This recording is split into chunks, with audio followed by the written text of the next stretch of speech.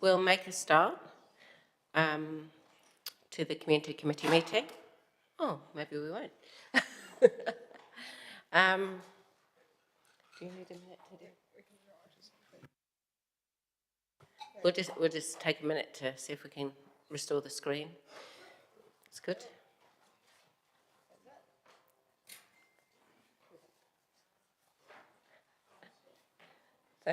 Thank you, Nico. Okay, I will open with Karakia. Tū taua mai runga, tū taua mai rara, tū taua mai rota, tū taua mai waho. Kia tau ai te Māori tū, te Māori ora, ki te katoa, home e hui e, tāki e. Okay, so we will just go through the housekeeping and safety. So the meeting has been recorded and will be live streamed on the Channel's YouTube channel. Health and safety for the chamber. If you hear a fire alarm, please leave immediately by the nearest fire exit, marked by the green running person, and evacuate to the assembly area at the clock tower in Te Maraeohine. Smoking is prohibited within any council building or entrance, and if it's needed, a defibrillator is located in customer services on the ground floor. And if there are any near misses or any incidents, please report to the committee administrator, Nico, or to Sarah from governance. So I'm joined today by Danelle, who's the general manager for community. And we have got a very full agenda, councillors, and we have an extraordinary council meeting at 2 p.m. So if we don't finish the community committee business, we will be back again after the council meeting. So it's in your hands, as the mayor would like to say. It's in your hands. We do have a number of presentations and public comment today. So I'd ask you to just determine whether your questions are very important or not to those things. Okay, so let's go into the apologies. Do we have any apologies? Okay, no apologies, that's great. Notification of additional items. I haven't been advised of any. Anyone else have any? Nope, okay. Any declarations of interest? Nope. Okay, so that takes us on to public comment, and we've got two public comments today. The first one is from Brett Neal, Chair of the Bunnythorpe Community Committee. So I'll invite Brett to take a seat. Public comment is 3 minutes, and we will put a timer on you, so try and keep your comments brief. And you'll need to make sure you've got the microphone on, so that's the right-hand button. It should glow red. Yeah, you're on.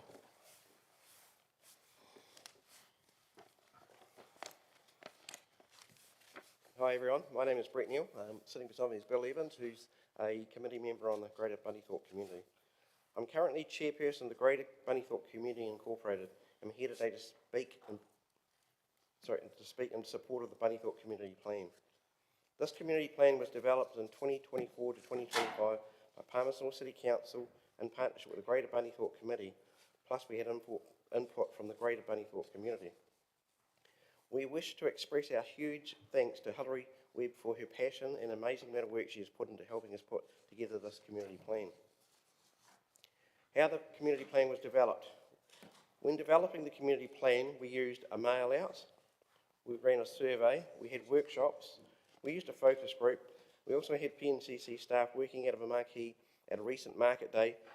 This was run by Hilary and her team and focused on getting community input into the community plan. The journey for Bunnythorpe started with the community laying out what is important and what residents said they wanted to keep. We asked what opportunities and challenges our residents thought the community faces and what their vision for the future looks like. We also asked what people wanted to be able to do in the village as part of their normal life. It is important there is engagement with the community for growth, planning and development within our community, and this is developed into the current community plan being presented today. Infrastructure and levels of services in the Greater Bunnythorpe area need to be treated equivalently to the rest of the city. And while I know we have a small population, The increased levels of services and infrastructure are crucial, with all of us here being aware that Bunnythorpe Township is the jewel of the crown. I refer to Bunnythorpe as the jewel of the crown due to the significance of Bunnythorpe's location. Bunnythorpe has become the centrepiece for the future major development plans of Palmerston City Council with the Kiwi Rail Regional Freight Hub and the Regional Freight Ring Road. Remember, these are important and major projects that will benefit the city. This is why we must get the community plan right, and you must support it. The greater Bunnythorpe community need to see a balance between industrial, commercial and residential development. Bunnythorpe's central location to growth means that the major stakeholders like Palmerston City Council, Manawatu District Council, Horizons, Kiwi Rail and the NZTA Whakatahu need to and should be consulting, communicating with the greater community, Bunnythorpe community. The community plan is for the first 3 years and needs to be adaptable to reflect changes over the time. The community plan will need to be reviewed and updated if or as some of these large projects progress. This community plan lays out the greater Bunnythorpe's community priorities. There are a number of items that the community want to preserve and advocate strongly for. Examples are, we wish to preserve and celebrate Bunnythorpe's unique heritage located within the greater Bunnythorpe community, examples like the Glaxo building, etc. We wish to preserve the strong, active community networks. We also need to future-proof opportunities such as safe walking tracks and safe cycling tracks that connect the surrounding hubs such as Palmerston City, Ashurst and Fielding. Sorry to interrupt there, Brett, but your time is up. Do you just have a closing statement you'd like to finish with?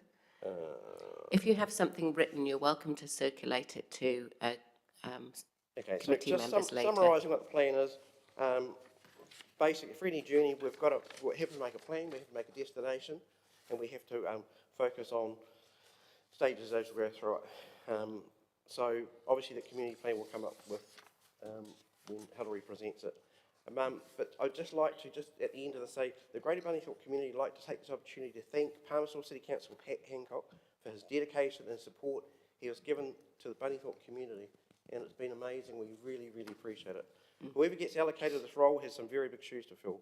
Pat, we thank you on behalf of all the Greater Bunnythorpe community. To His Worship Mayor Smith and the elected councillors, thanks for this opportunity to speak in support of this community plan. Thank you. Thank you very much, and thank you for coming in and making those remarks.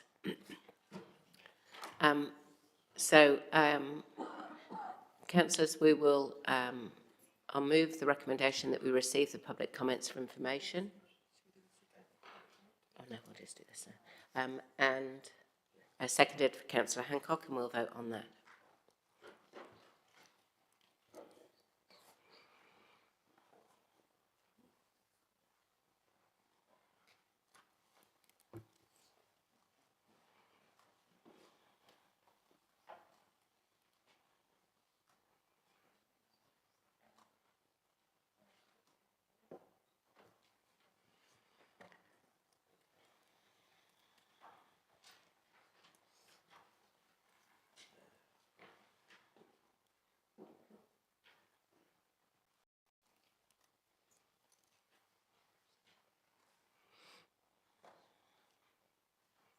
And that is carried, 12 votes for and none against. Now we have a second public comment. This is from John Charlton and is in respect of item 6, which is the petition. So, John, I'll give you opportunity to do your public comment. Just make sure your microphone's on. It's probably better if you remain seated because you'll be closer to the microphone. People will be able to hear you better. Okay, when you're ready. Thank you. Thank you. Thank you for the opportunity to speak at short notice. I would like to add my support for a formal review of the effectiveness of dog control on Palmerston North, the petition that's about to be presented. In the period 2013 to 2023, for Palmerston North City, there were over 200 ACC claims per annum for dog bites, except in 2020, the year of COVID, when there were only 193 claims. That is over 4 per week. The numbers were going up. In 2023, there were over 250 claims, so things are getting worse. On 10th of May this year, there was another incident at Linklater Reserve, where a dog was attacked by another dog, incurring over 1,000 in vet bills. On 23rd of May, a woman messaged us, that's Kelvin Grove Community Association, stating she had been attacked by a dog in Parnell Heights the previous month, resulting in an injury to her torso. In Savage Crescent, as you will hear, it took the involvement of a government minister to get action on dangerous dogs terrorising a neighbourhood. Last month, a 15-year-old young man playing on the Flying Fox at Linklater Reserve was bitten on the calf by an out-of-control dog in an area dogs are prohibited from entering. It is obvious that the enforcement of dog control regulations can be improved and have not improved over the past 10, 15 years. So I support an independent review into the operation of dog control in Palmerston North before there is a fatality here, like the one in Katikati earlier this year, where a 4-year-old was killed by neighbours' dogs. Thank you. Thank you very much, John. There is a little time left on the public comment, councillors, if there are any questions. Okay. Thank you very much, John, for coming in and making your public comment. So I will move that the committee receive the second public comment for information, seconded Councillor Hancock, and we will vote on that.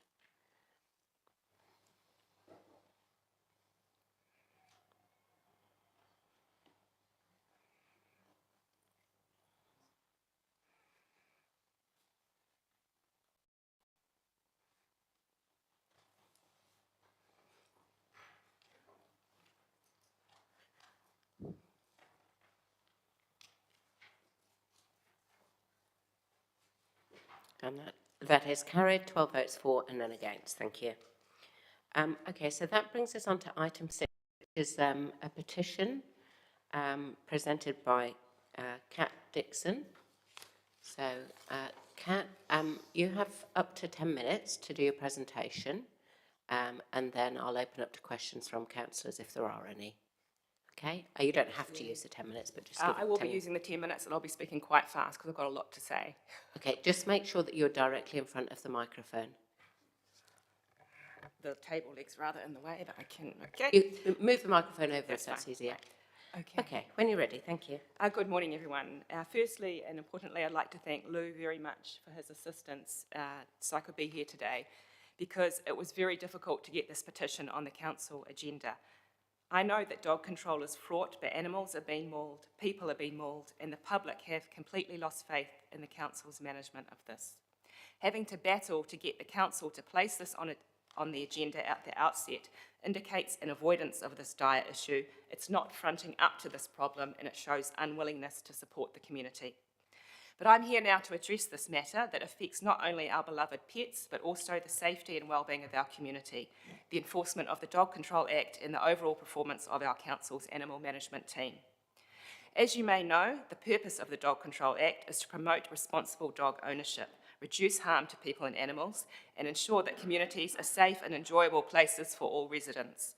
Our local bylaws complement this legislation by addressing specific issues within our city, such as leash zones, dog access areas, and registration requirements. However, the effectiveness of this legislation relies heavily on its enforcement. So it is important that we assess how well the animal management team is performing their duties in our city. Responsible dog ownership is crucial for the safety and enjoyment of our public spaces, and it is essential that we have a robust system in place to ensure compliance with the relevant regulations. We've all heard stories of dog attacks or incidents involving uncontrolled dogs. These situations can lead to serious injuries or even death and create fear within our community. And considering the apparent increase in public safety incidents involving dangerous dogs, which appears to be an issue nationwide, we believe it is important to assess how effectively our dog rangers are fulfilling their role, which, as I said, is a vital one in maintaining order and safety in our neighbourhoods. Excuse me. There's a growing concern among residents regarding the adequacy, consistency, and effectiveness of their enforcement efforts. These include, but are not limited to, delayed or inconsistent responses to complaints about aggressive or uncontrolled dogs, a lack of visible patrols in high-use public spaces where dog-related incidents are occurring, perceived under and inconsistent enforcement of regulations, limited education and engagement efforts around responsible dog ownership. And so we request a formal independent review of the performance of the animal management team with regards to their enforcement of the Dog Control Act and associated bylaws. We call for transparency, accountability, and a culture of continuous improvement in the management of dog control in our community. Accordingly, we propose that this council initiate a review that addresses the following key points. 1, current performance metrics, including registrations, incidents reported, complaint response times, number of infringements issued, and other enforcement actions taken. Are the current measures effective in curbing irresponsible behaviour? Are there sufficient penalties for violations? Are they being enforced consistently? 2, public engagement and education efforts to assess the reach and impact of existing initiatives. 3, resource levels and training to ensure dog control officers are adequately resourced and supported.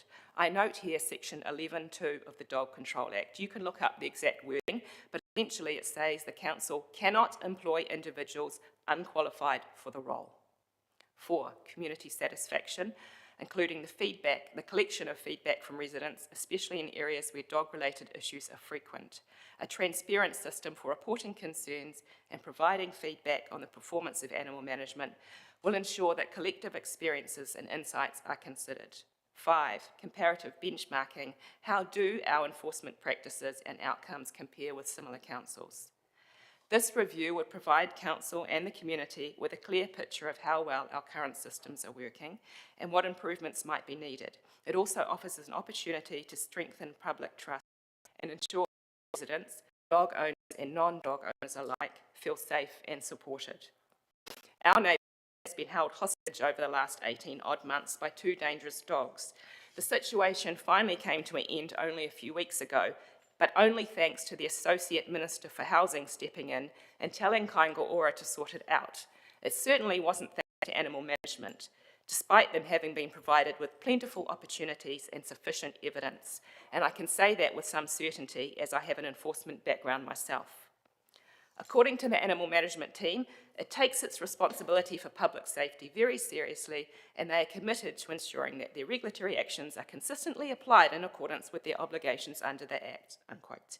However, in my experience and that of other people, that self-assessment isn't translating into appropriate, timely, and effective action, which is instead, apparently, to quote a local dog ranger, above their pay grade. A comprehensive review of the performance of the animal management team will help ensure that our community is a safe and enjoyable place for both residents and their pets. And so, we ask that this request be given serious consideration and the appropriate staff be tasked with initiating this review with a report to be brought back to council within a reasonable time frame. And if all that isn't enough to motivate you, perhaps what I'm going to say next will. Recently, in Australia, a fellow common law jurisdiction, a dog owner was awarded over Australian $100,000 in compensation after their pet dog was attacked and seriously injured, as mine was 3 years ago and again in February this year, this time by the dogs I mentioned earlier. I have it on good authority that should this council have failed to act, having been made aware of a dog that is a danger to the public, they can be held liable, and now potentially to the tune of a significant sum, at least $100,000. Now, if animal management had taken appropriate action following the serious attack on my dog, for which the known owner has still not been held accountable, then another of our community members, who is undergoing cancer treatment, wouldn't have suffered the terrifying event only 2 weeks later that saw her dragged onto the street, knocked over into the gutter, grazed and bruised, and poor Marley, her equally terrified elderly dog, bitten twice on its ass. In between these incidents, I note, the dogs had again been reported to animal management as being loose in a playground. However, I was told by the ranger that the dogs were allowed there, which is wrong twice over, considering their previous infringements. Animal management had also been made aware by that point that the dogs had already been a problem in the neighbourhood for a good year. And following all that, we've had to repeatedly put up with the same dogs in our local playground, school, reserve and streets for the last 6 months, meaning children were either too frightened or weren't allowed to move independently around the neighbourhood, play at the reserve, go to the dairy, etc., or even play on their own front lawns at all. People who once enjoyed walking either alone or with their pets in our historic area stopped doing so. The dog's owner even had the audacity to go to the home of a local disabled person with the dogs and harass the person for reporting her to animal management. That was also captured on video and reported to them along with other incidents. Now, logic dictates that she only had the cheek to do that and to repeatedly flout dog control regulations for an extended period because she has not faced sufficient consequences despite multiple reports to council. Maybe it is connected to the fact that for some reason I was twice told by a ranger that her dogs were just puppies and it's just a training issue, despite him not even having seen these unregistered, unsocialised, fully grown dogs, not puppies, at that point. In any event, I'm glad the judiciary at least has started taking these matters seriously. The question now is whether you will too, in a timely manner, before council possibly gets a very costly wake-up call. Because you don't have legislated responsibilities and then get to be that complacent without it coming back to bite you.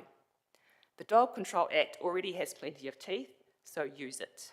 Thank you for your attention. We all look forward to your support in advocating for a full review that will ultimately benefit our community by creating a safer, more responsible environment for everyone. Thank you.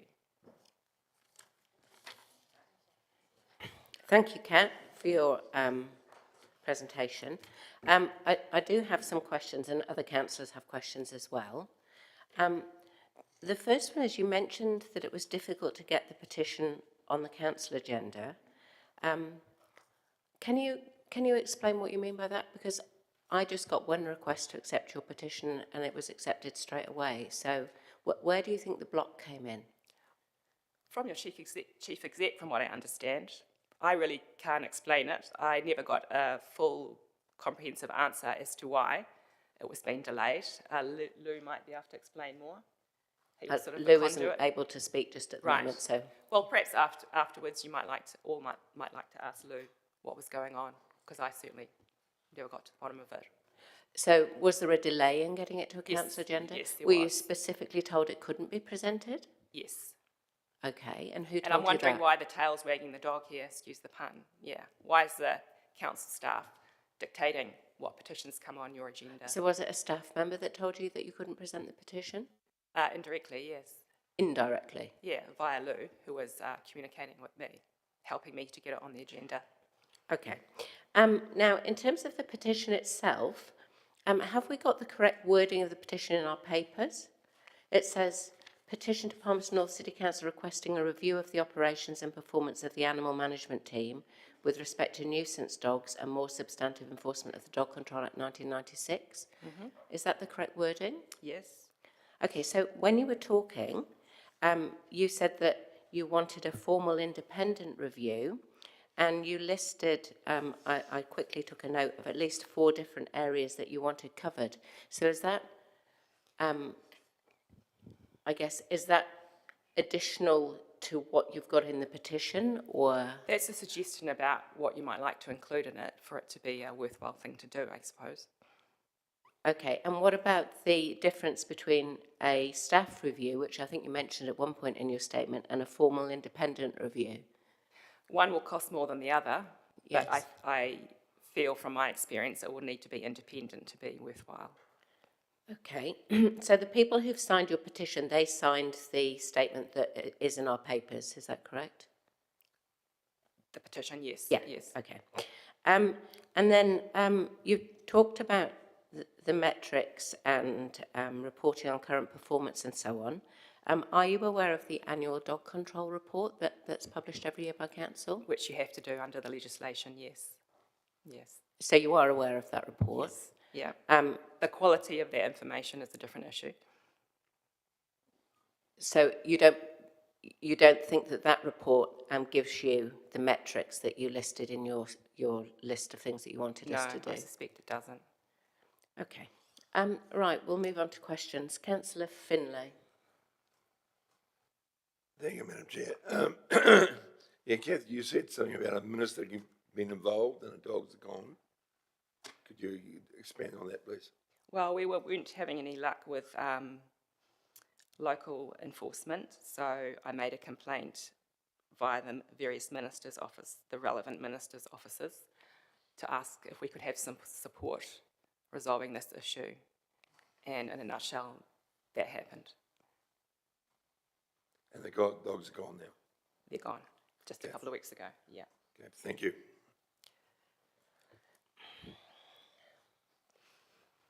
Councillor Naylor. Madam Chair, it's probably, can wait for a comment. I was just going to indicate that I'd be willing to No, move. we're in questions now. move a- Thank you, Councillor Naylor. So if you have a question, that's fine. Otherwise, wait till comment. Okay, that's the end of questions. Thank you, Kat. You can take a Thank seat in the you. gallery now.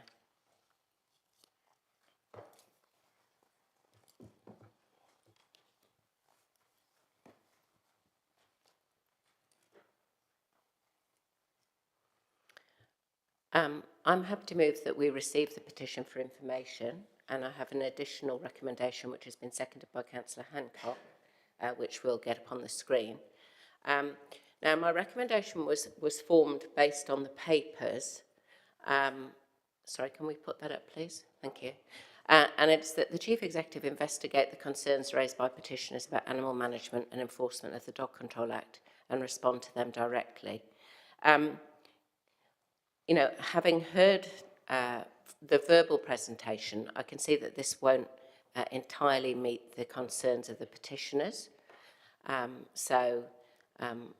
You know, I'm open if people think we need to alter it in some way, but I'll leave that for comment.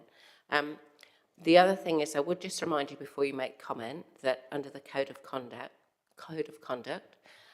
we're not allowed to criticise performance of staff directly, and also that the Chief Executive employs staff, not us, and it's up to the Chief Executive to determine if there are any performance issues. So just with that little warning, I will open for comment. Councillor Naylor. Thank you, Madam Chair.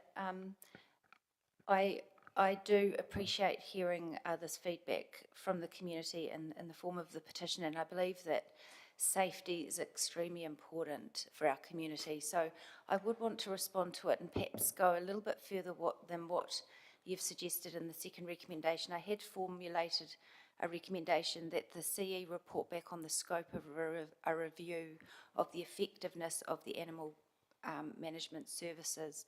So whether that could be an additional recommendation, or whether you want to include that in yours, I'll leave that to you. But if you're not wanting to include that, I'd be happy to move that as an additional recommendation.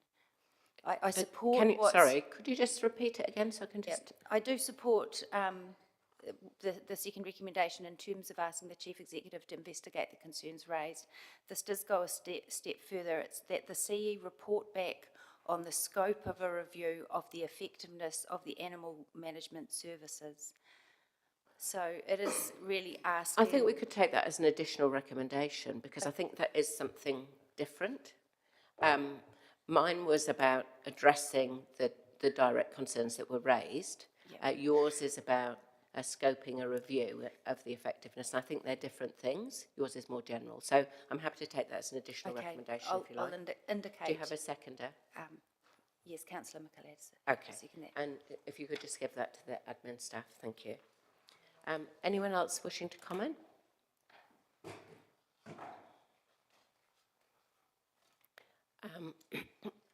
Did you want to speak further to your recommendation, Councillor Naylor?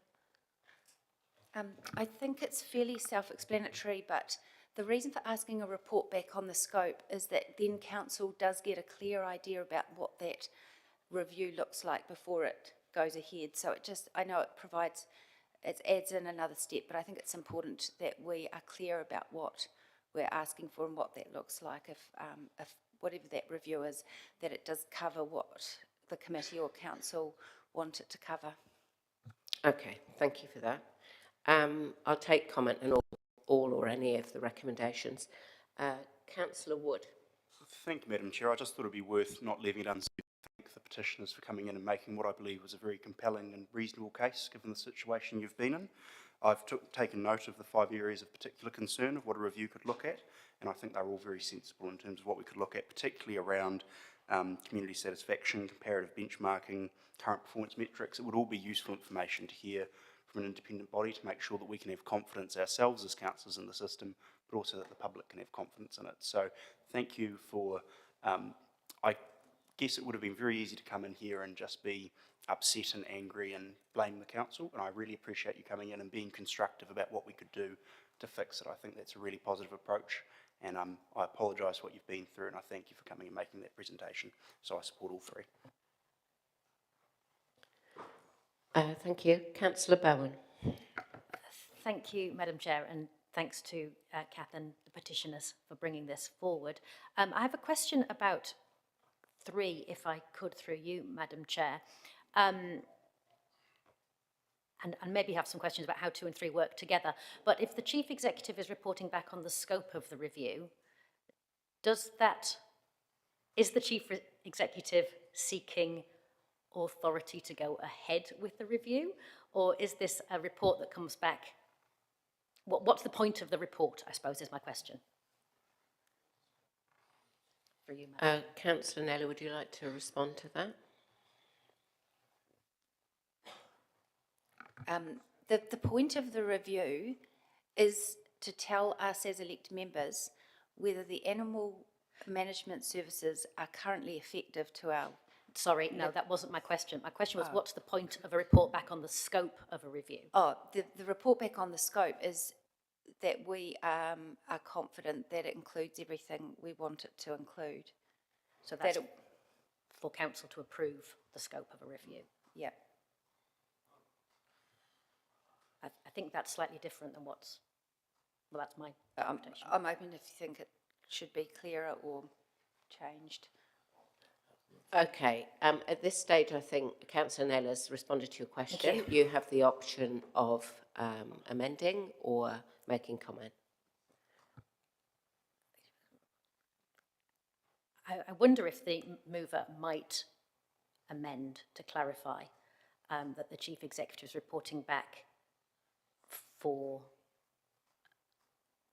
confirmation of the scope of a review, which I think then puts it in the process of an early report back to council on the potential scope of review, and then would enable council to make a decision on whether that review goes ahead, bearing in mind there's an unknown cost here, and the Chief Executive will have views on the appropriateness of bringing a review about staff performance through the chamber, which are my concerns about this. So if we're going to do it, I'd like that enabling report to come back first.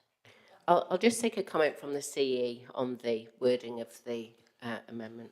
Sorry, the wording of the amendment. Yeah, thank you. Through the chair, yeah, I picked up that we would be bringing a report back that would identify the scope of the review that you were asking us to do.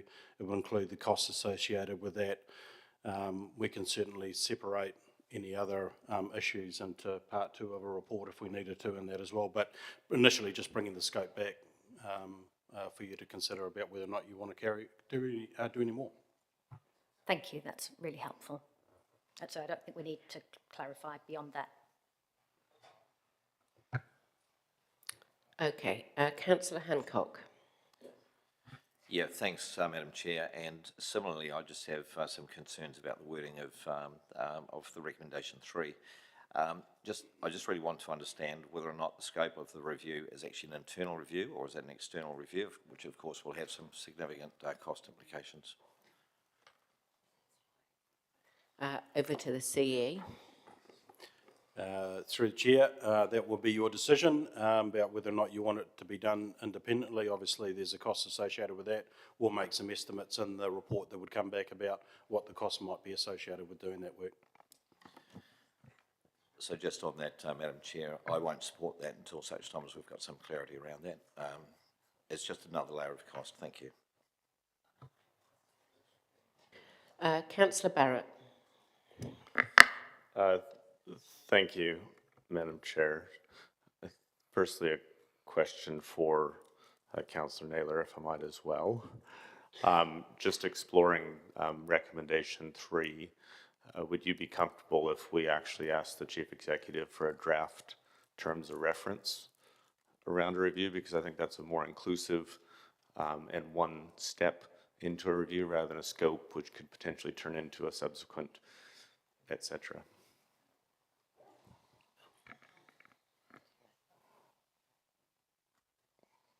I'm comfortable with that, Madam Chair. Okay, the so secondary is are we going to change scope to draft terms of reference? Okay. Yep. We'll just get the administrators to do that. Did you want to make comment as well, Councillor Barrett? Briefly as well, I think, again, to acknowledge the community and specifically Kath for her comment and bringing that to us. And I suppose my other comment is really about accessibility of council, and we've heard some commentary around challenges with getting a petition onto the agenda, which I'm interested in further exploring in due course. But also just reflecting on, in the petitioner's words, 18 months of feeling they were held hostage before they are here. And I am disturbed to think that we may have people in the community that think or feel, or for whatever reason, suffer for more than a year before they kind of come in a formal way. And I'd hope that we were more accessible than that. So I'm also interested in exploring that side of it in terms of being a responsive council and being available to community concerns and needs. So I found both aspects of that very sobering. Very interested in seeing what would come back in a draft terms of reference, and certainly the concerns raised are quite tangible in terms of the sort of city we want to be and the sort of community we want to be. So I look forward to being able to progress this. Thank you. Councillor Findlay. Thank you, Madam Chair. As a owner of a large breeder dog, and I've owned them all my life, large German Shepherds, I find this extremely disappointing that unregistered dogs of a large breed can terrorize a neighborhood for so long, biting people and legally getting away with it by manipulating the law. It's a shame that it had to go to a Minister of Parliament before anything was ever done about it. The council had their hands tied and they couldn't do anything. We managed to get this petition to this council, and it took a while to do so. But as a responsible owner of large breed of dog, I find it extremely disappointing that this can happen in our city. I've spoken to several of the people who have been involved with this, and they're in tears, or they were in tears, in absolute fear of these dogs. But because illegal points were brought out, it tied the council's hands. And I think if we could do a review and we can come out so this could never, ever happen again, because it was a whole neighborhood terrorized by these two dogs. Thank you. Councillor Zabella. And thanks, Madam Chair, and thank you to the petitioners for coming in and painting a very bleak picture, which isn't the first time that we've heard about this situation. And I think this is, among other things, a very solid example of bureaucratic processes and legislative requirements slowing things down, bogging them down in process, and therefore not being remotely dynamic enough to be able to respond, or for the kind of responsiveness which is required when there are live situations unfolding that are dangerous in the immediate sense. So I really welcome the opportunity to think creatively about how we can be better responsive and how we can avoid being hamstrung by process.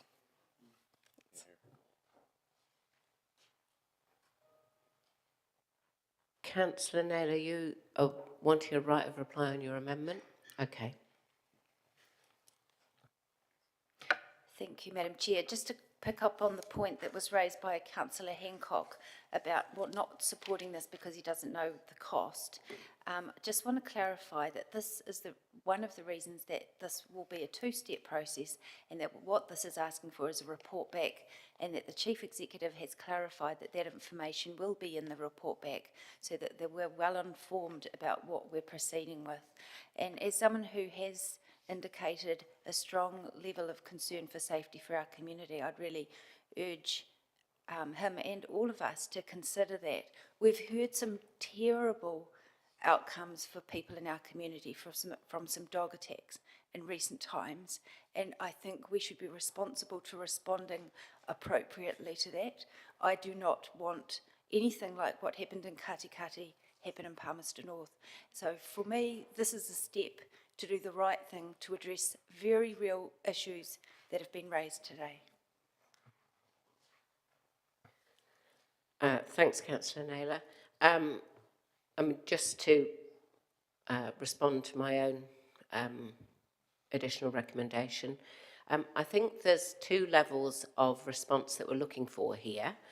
One is response directly to the petitioners about their specific situation and if there are any lessons to be learned from that. But secondly, there's a wider look at the effectiveness of animal management and public confidence in that. So I think that there's two levels of investigation being asked for here. We've certainly heard some things this morning that would give you cause for concern. I think the difficulty perhaps we have is that we don't perhaps have all the information on this particular case. So it's I'd be concerned to make too many specific comments without having all of the information here. But I think in fairness, in terms of presenting the petition to this committee, I just want to make it clear that certainly at an elected member level, there was no delay, objection, or any kind of attempt to stop the petition coming onto the agenda. So just give you that reassurance anyway. Okay, Councillor Hancock, you're back in the queue. Oh, no, it doesn't get a right of reply. Oh, okay. Councillor Hancock. Yeah, thanks, Madam Chair. It's just a point of order, just in terms of Councillor Naylor's representation of what I actually said. What I did say was that because we don't understand whether or not the review is actually going to be an internal review or an external independent review, I can't support that because the cost of that is actually unknown, and it's just another layer on top of what we're actually already doing under recommendation 2. Thank you. Okay, thank you. I'm not going to take any further comment on that, Councillor Naylor. I think Councillor Hancock has clarified what he meant, and we'll leave it at that. Okay, let's. Is everyone happy if we take all three of these together? Okay, let's take the vote then, please. Oh, sorry. Which ones do you want separated out? 3 separated from the other 2. Okay, so. Okay, we'll do 1 and 2 first, and then 3 separately. So just bear with us while we just separate those out. Okay, so we're voting on 1 and 2.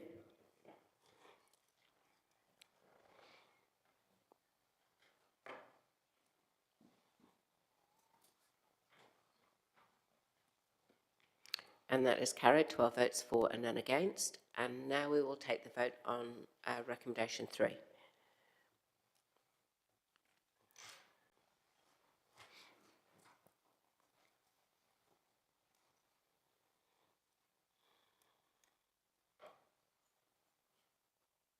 And that is carried, 11 votes for and 1 against. Thank you. Okay, that takes us on to item 7, which is confirmation of the minutes of the meeting of the 21st of May. So I'd like to move that the minutes of the Community Committee meeting 21st of May 2025 be confirmed as a true and correct record. I'll look for a seconder. Councillor Hancock, thank you. Are there any corrections?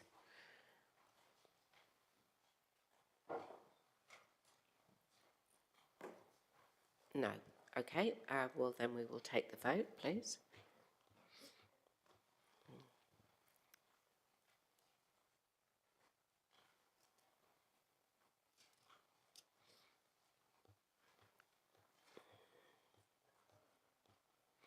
And that is carried, 10 votes for and 2 abstentions.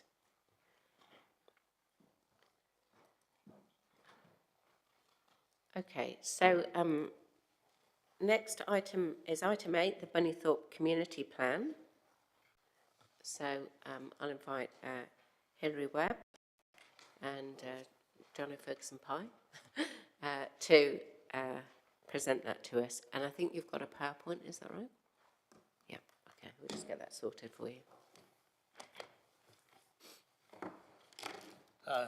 Kia ora koutou, ko Jono Tokuinga, City Planning Manager. Look, I won't take up too much time because it's really been Hilary who's been driving this work. Just a couple of brief comments.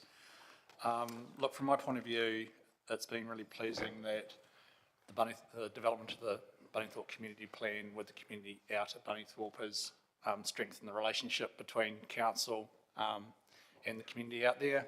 It's been a real privilege to work alongside the Bunnythorpe Community Committee and really promote a bottom-up approach with respect to the development of this plan. It's really a plan that's been developed and led and informed by the community of Bunnythorpe, which I think is expressed nicely in the plan that you're looking at today. And just lastly, a big thank you to Councillor Hancock for your support and guidance of both staff and the community out at Bunnythorpe and bringing this together. Really appreciated your help and support through this process. Thank you. Tēnā koutou katoa. Good morning, Madam Chair and members of the committee. I am mindful of time, that there's a full agenda today. So I'll be a little bit more brief than was planned. This quick presentation supports the memo recommendation that the committee endorse the Bunnythorpe Community Plan so that it may inform future planning and decision making. I note that there's a full set of slides in the folder, but I'm going to use much shorter slides this morning. Nico, if you could flick forward, thank you. Oh, sorry, I can hear. I love this photo because it was taken from above Bunnythorpe and you can literally see the city advancing towards the village. On the left is Railway Road, where the Kiwi Rail freight hub will be located. And in the middle of the slide you can see the warehousing on El Prado Drive. This landscape will look very different in decades to come, but the distress and uncertainty and disruption are already palpable in the village. Community planning process was a deliberate process to work around those concerns in the village. Next slide. Oh, I need my glasses. Thanks, Nico. This is another view of the development work adjacent to Bunnythorpe. This is a master plan, so quite a spatial and physical representation of the physical development and how it relates to Bunnythorpe. We deliberately chose a community plan process, which is a much more social way of visioning the future. And it was necessary given where the community was at and where the development is at in this process. Community plans are commonly used to support communities to develop community leadership and cohesion in the face of large-scale change. Thank you. Brilliant. I'll run you quickly through the process of developing the plan. All the normal steps in a project. We started by scoping the project, setting up the parameters, ensuring that everyone that needed to be involved knew about the project and was able to participate. Council's iwi partners, Rangitane o Manawatu, were advised, and Te Whirikoko in March, and they provided feedback on the final draft. Ngāti Kaupapa were regularly updated on the project, as were stakeholders, Horizons, Regional Council, Manawatu District Council, Kiwi Rail and NZTA Waka Kotahi. We used a range of mechanisms to generate content from the community, and we regularly checked back with the community that this content reflected what they'd told us. Then we interpreted everything we've been told while continuing to check back. It's worth noting that the community plan is very much Bunnythorpe's voice. It's important to ensure that the community could identify their voices, their values and their aspirations in the plan, while also taking care that no one individual could be identified in this very small, close community.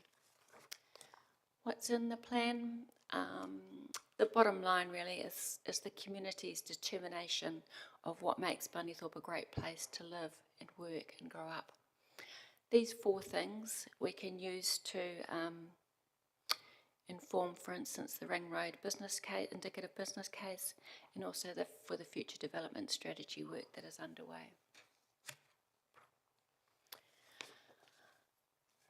Communities are not homogeneous. They are a mix of diverse people, perspectives, opinions, beliefs and values, and Bunnythorpe is no different. There were 3 broad responses to the change. Some saw the opportunity or saw the proposed development as a good thing and an opportunity to leverage growth to improve the village. There was also a large group who saw nothing good.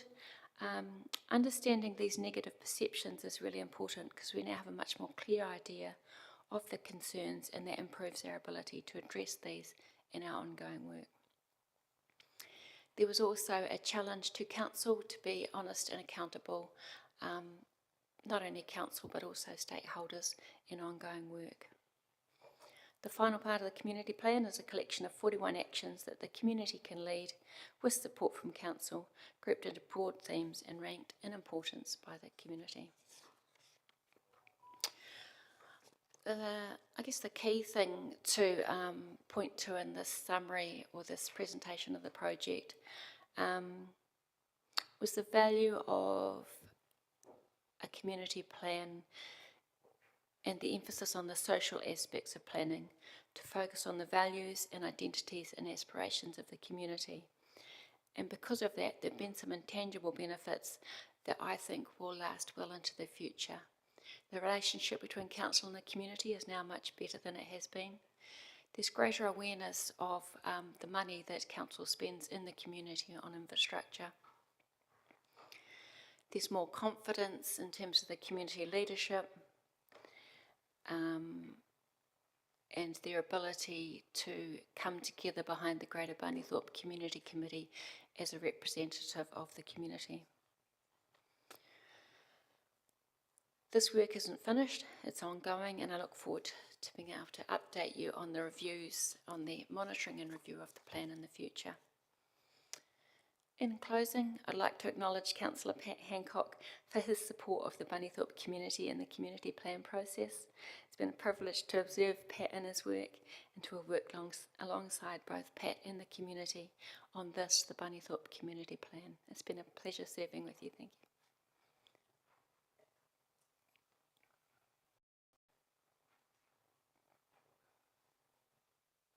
Thank you, Hilary. Is that the end of your presentation? That's the end. Thank you. Okay, thank you very much. I'll open up for questions. Councillor Barrett. Thanks, Madam Chair. Thanks, Hilary, and to the community for the work here. Just had a question on page 42 of our agenda, which is page 22 of the draft plan. The top of that page has in rather large font self-determination in growth planning. And I just wondered how realistic that is. That's a good question. I'll probably leave Jono to speak to that given his experience in this area. Oh, look, I think when you look at land use planning, obviously through the RMA, there's a participatory process. The current RMA envisages high degree of engagement in land use planning and those decisions. So I think what that's really signalling is that the community through that consultation process, both formal and informally, can drive change and shape what the future of growth looks like, not just around Bunnythorpe, but within the township itself. Thanks. So shaping versus actual self-determination. I'm just trying to work out if we got the language right there, and we're potentially setting ourselves and that community up for some unrealistic expectations if we use words like self-determination in relation to growth planning.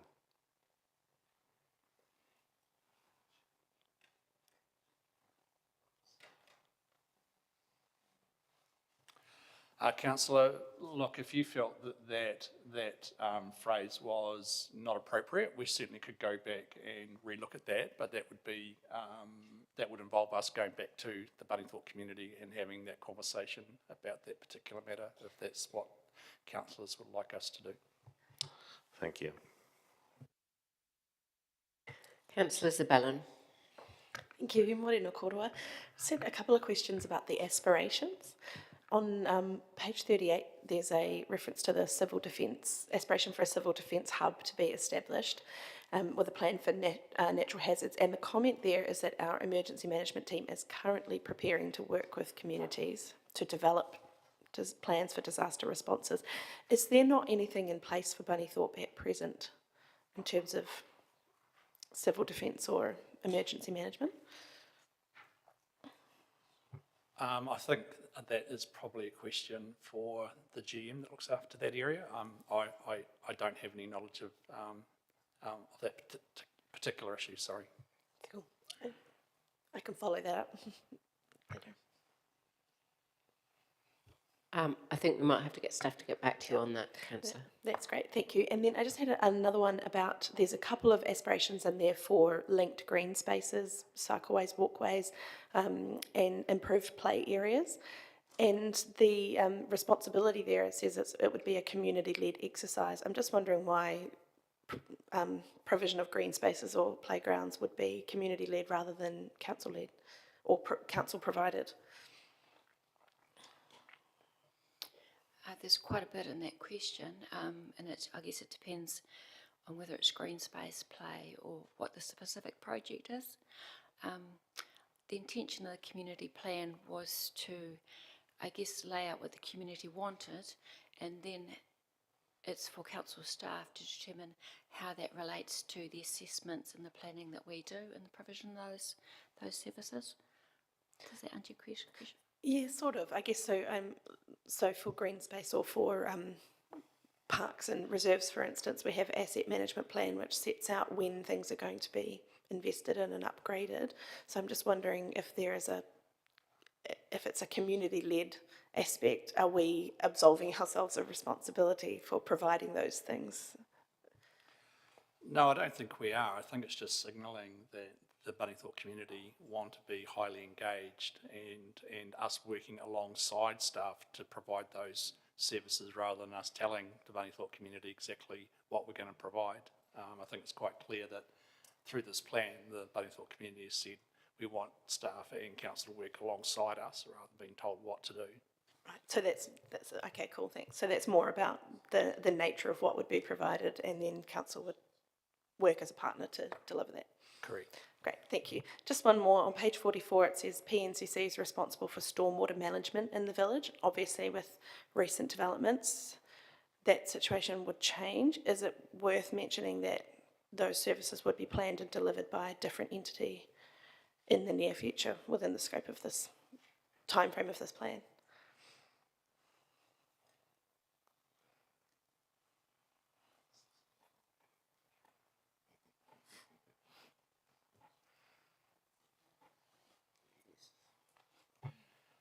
Again, we're happy to go back and talk to the Bunnythorpe community to make that amendment. Again, I guess what we're trying to say here is that this is the Bunnythorpe community's plan. We're happy as council officers, if directed by council, to go back and place that amendment in the plan if that is what councillors would like to direct staff to do. Thank you. I don't think it's that substantial, but just wondered. Cool, thank you. Thank you. The Mayor. Thanks, Madam Chair. Thanks, Hilary, Jono, and the Community Committee as well for the work. Just following on from Councillor Barrett and actually Councillor Zabellan's comments, about civil defence. There is some stuff there that should probably be noted. I just wonder if this is a I mean, it'll still be a live document, won't it? So some of those concerns, certainly around civil defence, stormwater, who's actually doing it, we can feed those in, can't we, without not approving this today and going back? Surely there isn't a system or a process just to allow things to be adjusted? Look, I think we can probably, first of all, you're right, it's a live document. It is going to be reviewed every 3 years, but we can look at a way of making changes as time goes by in a way that is supportive of the document in the way it's been. And the same with Councillor Barrett's comment. I mean, to me, it's sometimes not a clickbait, but it's a heading which, if you actually read down into it, they just want to say and how growth is going to occur out there, like any other community would want to. So I do wonder if that heading is slightly misleading, but actually the intent of what they want to do is have some say in the process. Am I correct in that? Absolutely. With reference to the term self-determination, that was a clear, very clear aspiration that the community wanted to be much more engaged with council in determining their own future. But in reality, though, there will be a limit to what that is. Potentially, but certainly it was the catalyst for bringing the community to this process and to, I guess, having the energy to be engaged in ongoing and future work. Well, my understanding, the council's made a cast iron guarantee that we're going to do that.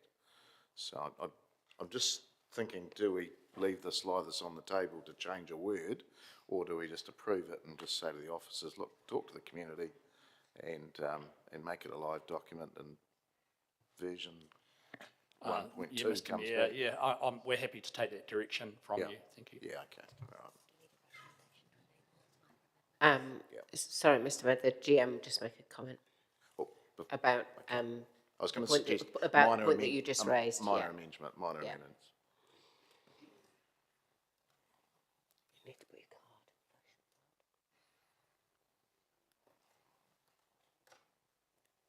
over on the left. Kia ora, Dana Whakatahi, GM for Customer Community. So GMs do have the delegation to make minor edits to reports. Okay. Do we need to, Madam Chair, do we need to formally put that in there, or we take that as being? I would say that we don't need to formally note that. Thank you. I think we're fine as is. Okay, I've got no one else in the list for questions, so thank you very much, Hilary and Jono. I'm happy to move that we do endorse the Bunnythorpe Community Plan to inform future planning and decision making, including the 27-37 long-term plan and land use and infrastructure planning processes associated with Tanganui, the Central New Zealand Distribution Hub. I'm happy to move that. Councillor Hancock will second. First of all, I just want to say I think it's a really good piece of work, and well done to all those involved, our staff, elected members, especially Councillor Hancock, but particularly the Bunnythorpe community. And I think it was emphasised in the presentation, but I think it's important for us to remember that this is what has come from the community. This is not our plan for them, it's their plan for themselves.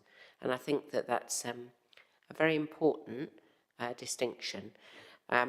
It's not that all of the actions are on us, or even that all of the actions that they would like may come to pass, but it does give us a very clear direction as to what the community is thinking, what their aspirations are, and I think it'll be really helpful going forward for our own planning. So I would encourage you to endorse it formally, and I also would discourage you from sort of tinkering around the edges of it, because I think it represents as it is the message that has come from the Bunnythorpe community. And we have our own opportunities to make our own plans, and this can inform our plans, but this is essentially their plan that we're endorsing. Thank you. The Mayor. Thank you, Madam Chair. Look, concur with your comments, and can I acknowledge the Chair, Brett and Bill, for coming in today and speaking to us, and the rest of your community committee. You're right, Madam Chair, it is the community's plan, and you know it's worked on really good work from the community centre, which was built a number of years ago. It's carried on that really positive alignment with the city. But Bunnythorpe does have a really distinct sort of character.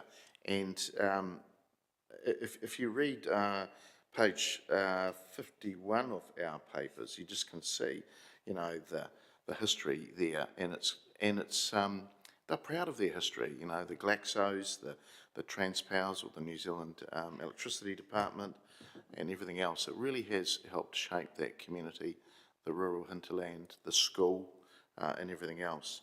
And I think it's a great start, and I can only see it being really, really beneficial for both the community and the city. As a few things are being planned, but with Bunnythorpe completely in the mix and certainly at the table. Can I just acknowledge the officers and also our colleague, Councillor Pat. He was Bunnythorpe's councillor. Certainly came to the table and advocated hard for Bunnythorpe, and that's nice to see it being acknowledged. Can I acknowledge my officers too, especially Martin Brady and you, Hilary, for pulling the plan together. Marty's been out there too, flying the flag, and connecting the city and Bunnythorpe together. So I think communication is so much better now.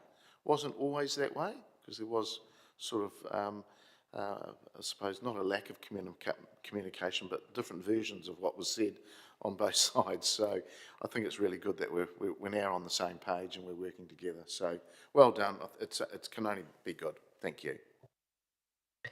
Councillor Barrett. Thank you, Madam Chair, colleagues, and acknowledge the community in Bunnythorpe and the officers and Councillor Hancock that have all obviously had a real hand here.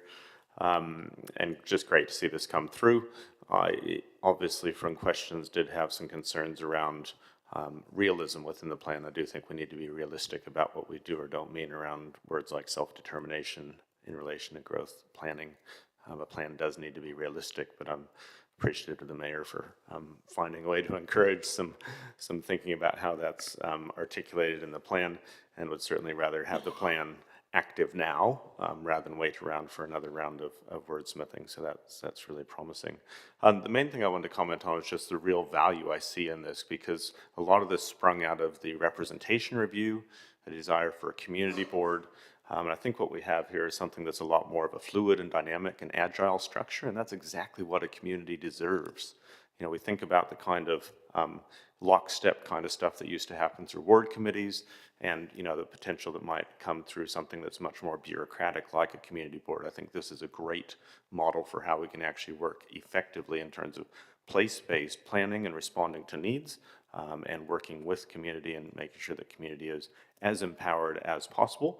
Perhaps not empowered to the point of full self-determination, but we do want communities to be as empowered as possible within the constraints. Thank you.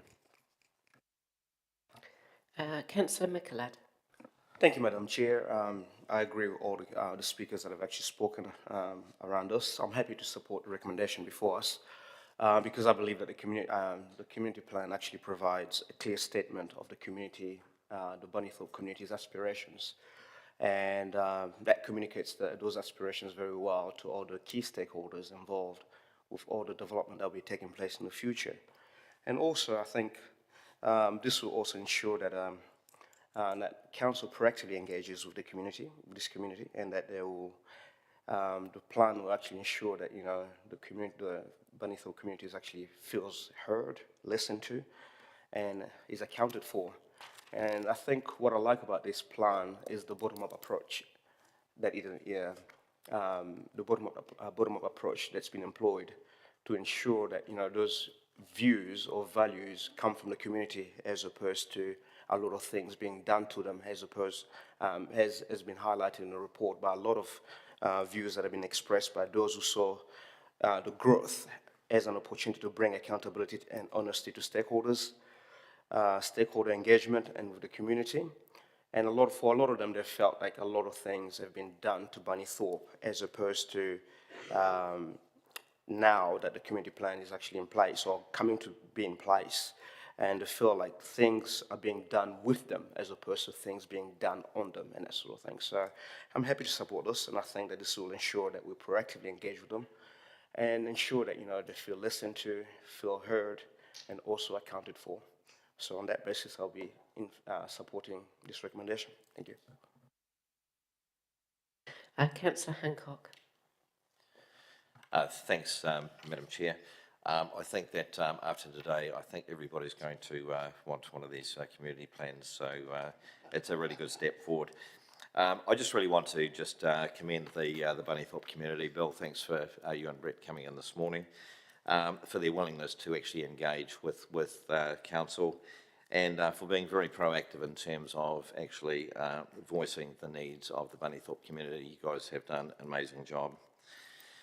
Rural communities actually need to be connected within themselves, but they also need to feel connected and valued by their council. And I think perhaps we've actually kind of come to a point in time where those two things have met. On the to-do list, I think we have talked about connecting Bunnythorpe through a shared path, and that is a piece of work which all of us, and those of you that are going to be re-elected in the coming term, really need to put that at the forefront of your minds, because Bunnythorpe is surrounded by 100k roads. They are narrow, and if you want to walk, cycle, run or whatever, your options are very, very limited. So this would be a piece of infrastructure which would be very much valued by the rural community. And the other thing which I just want to say too is that we need to take a reminder that with all the development that is actually going to take place through the rail hub, Freight Ring Road and the industrial growth, Northeast Industrial Estate, it is right for the residents of Bunnythorpe to feel some anxiety about the future for their community, hence the need for a community plan which really, I think, places the ability for Bunnythorpe to influence planning outcomes going forward, to Councillor Barrett's point. I just really want to encourage the greater Bunnythorpe community, the residents of Bunnythorpe, to really push on. Don't slack off now. You've actually got a piece of paper which actually gives you some direction going forward. Be proactive in that planning process. Don't be pushed around. Make sure your voices are heard and help to shape your community as you want to see it. So again, thank you very much to the Bunnythorpe community. I also just really want to acknowledge Hilary and Martin for their inputs, really for the Bunnythorpe community. You've done council proud. Thank you. Thank you very much, Councillor Hancock. I think it's appropriate to give you the last word on that. So we'll just go straight to the vote.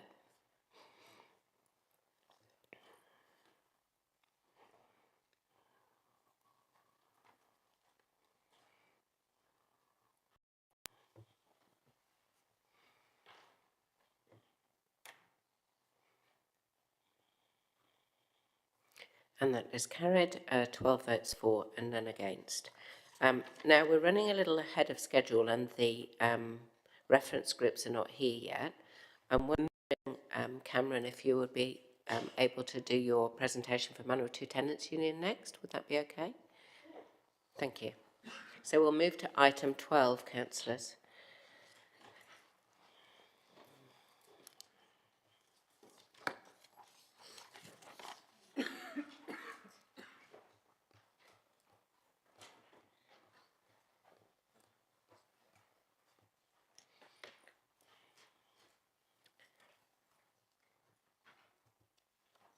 You know how to work the microphones? Yeah. Okay, thank you. Thank you. I assume you got my handy dandy report. Just really wanted to acknowledge that I was supposed to present this earlier on in the year, but I was out of action for a medical procedure. So we're now presenting here, so I thought I would do it as more of an update as a result of the end of our financial year. So I just really wanted to highlight 3 parts of the report to talk to, so I can got questions if I can answer any of those. More about exactly an overview of roughly the scope of the services that we do at the Manawatu Tenants Union, taking a very holistic approach in how we support people in the housing space. And the second point would be around the numbers in terms of, I presented at the budget year around what I projected our numbers would be for level of service, and we hit that, and we're expecting to exceed those for this coming year by a significant amount of numbers. And then really point 4 is kind of really summarising there are a few key things that we can't do in the housing space, and a lot of that is around legislative processes. So just to be very clear of the things that we can't do, which often those core things around giving people their bond money back, because people ring me up expecting that the landlord has approved their bond refund but want me to give them the money, and I physically can't do that. So of course when people are in that sort of a predicament, they feel that they can have a poor outcome, but it's purely because I actually can't magically give them money back. If that was the case, you'd all be my friends at tax time. And things around, forcing legal issues, so there are just some things we can't do. So just to be very clear of what are the main things we can't do and don't do, and then that's just really a matter of taking any questions and providing you with all of our case studies and very detailed on our impact stories for what the service means for the people who have engaged and actually have got some really great positive outcomes, because I think if you don't get those stories, it's really hard to understand why I sit here and say this service is important to the community of Palmerston North and wider Manawatu. So I appreciate you spending the time to read my report. Thank you, Cameron. Councillors, just a reminder that the report is in the Teams folder for the Community Committee, if you haven't had a chance to have a look at it yet. So we'll open up for questions, if there are any questions from anyone. Councillor Finlay. Not so much a question, but a thank you. I'd just like to thank you on behalf of the older people in Palmerston North that you've taken the time to put out every Wednesday time to meet older people having trouble with their accommodation in town. It's been really appreciated, and we really do appreciate the tenants group for what you're doing over there. Thank you. Thank you. Councillor Wood. Thank you, Madam Chair. I do have a question.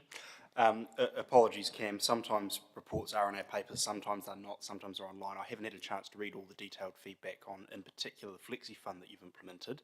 In our papers later in the day, there's points made, I don't know if you had a chance to read it, around that the Flexi Fund's not had a huge uptake at the moment and that you're working on refining the, should you say, criteria of it.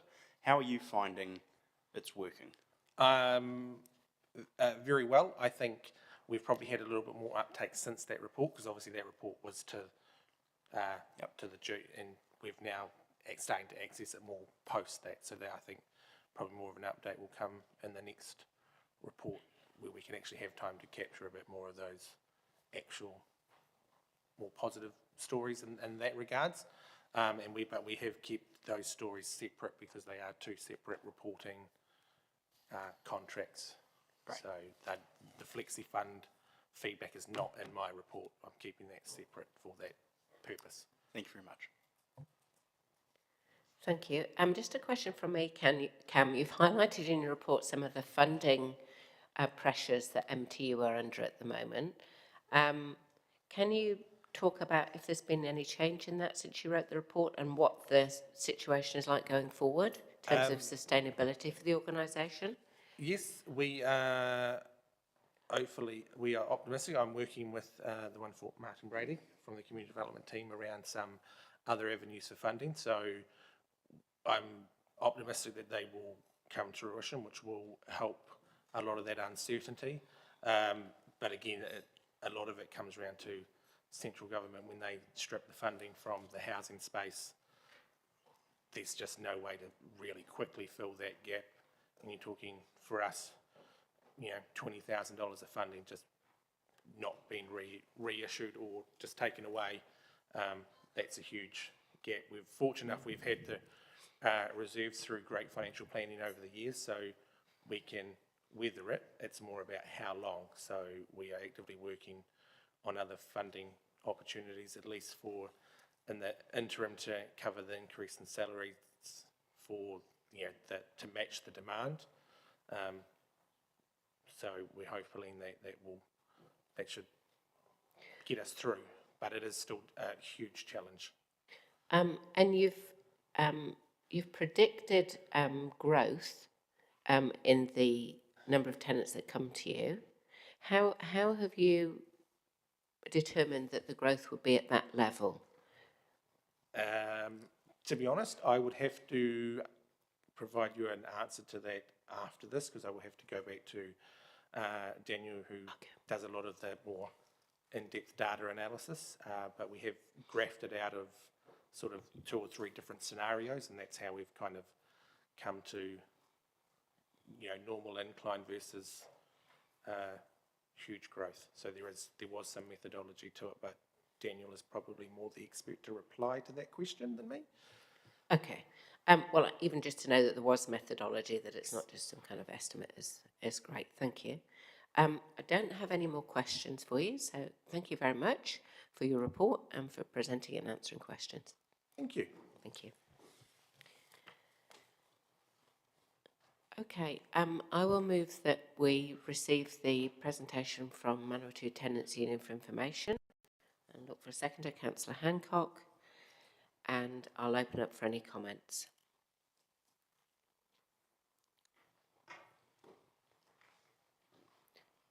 So I'll just say, you know, that we do appreciate the work that MTU does on behalf of tenants, and also the advocacy that isn't particularly for an individual tenant, but on behalf of tenants as a whole that you also perform. So thank you for your work, and it's useful to have all the detail for us to be able to refer back to. So thank you very much. Okay, councillors, what we'll do now is we will... sorry, we need to vote for it, yes. I'm trying to move us on too quickly now. Sorry, we will vote to receive the presentation. Thank you, councillor.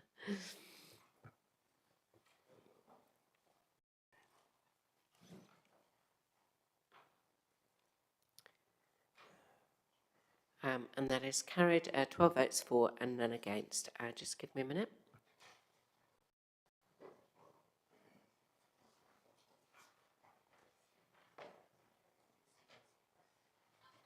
Okay, we'll move to the seniors reference group presentation, because I think we've got all of the members of the seniors group here who are going to be presenting. Oh, Jim's over there. Good.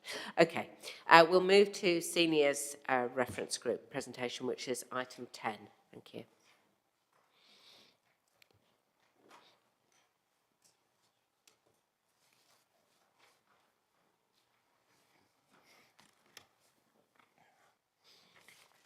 Welcome, Jim. You know the score. Thank you, Madam Chair. Yeah, I understand you've all seen a copy of the written report, so I won't go through that in detail.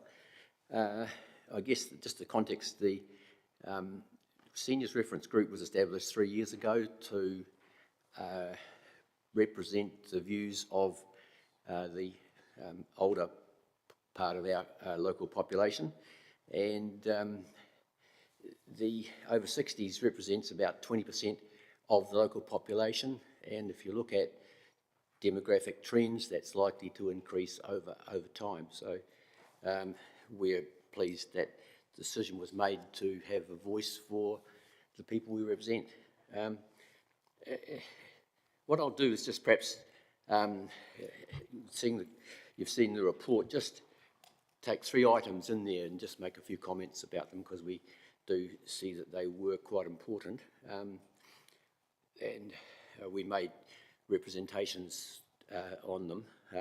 First one is the Featherston Street roading changes, and it was a controversial issue in the city, probably one of the most controversial in current times. Our group was in favour of the current status quo. We had a discussion on it, and the views of each individual member were canvassed, and a majority of our members strongly supported the changes that have been made, and we hope that council has the fortitude to resist the pressures in the community that we see. Most of those pressures come from people whose view is related to the use of motor vehicles, whereas there are quite a few interest groups really, or groups that have an interest in that particular area. You've got walkers, cyclists, public transport and cars. So it's not just the car thing. That's been the loud voice, and I think we need to remember that it represents 5 different groups in the community whose interests are in transport. The second thing I'd like to just make a comment on, and it's something that our group has quite passionate about, that is the progress that's being made on the age-friendly city concept project. We were very pleased to hear at our meeting yesterday that the registration with the World Health Organization has taken place. So congratulations to the council for achieving that. There are a couple of things that we perhaps think may perhaps little attention to. We're aware that since it was established, we're about to get the 3rd person involved in the project, and maybe those changes were due to a need to look at different skills, such as planning associated with one area and the implementation of it another. But I guess a little bit of uncertainty arises when, within a very short period of time, the person who's driving it from within council seems to change. So we would hope that the new person, when that role has been allocated, is able to be there for a longer time, so to get some continuity. The other thing that our group, it was a discussion that was raised yesterday, actually, which has come forward. And one thing that we were very pleased to see was the plan that had been developed to implement the age-friendly city. And there's one aspect to it that members of the committee see as a priority, and it really is the social participation of people in that age group within the city. We all have had examples of people who, having retired, tend to, a proportion of them tend to actually go into a little bit of isolation, and it's a difficult thing to try and pick them out and bring them into some sort of social environment, and I think it's probably males in particular who tend to be less involved in social things than females. So it's our view that a little bit of a push to the plan in the area of social participation is something that we would see perhaps being a priority when the plan is implemented and the new person is appointed. And the third thing, which I think is a big thing for the council and the city, was the local water's done well.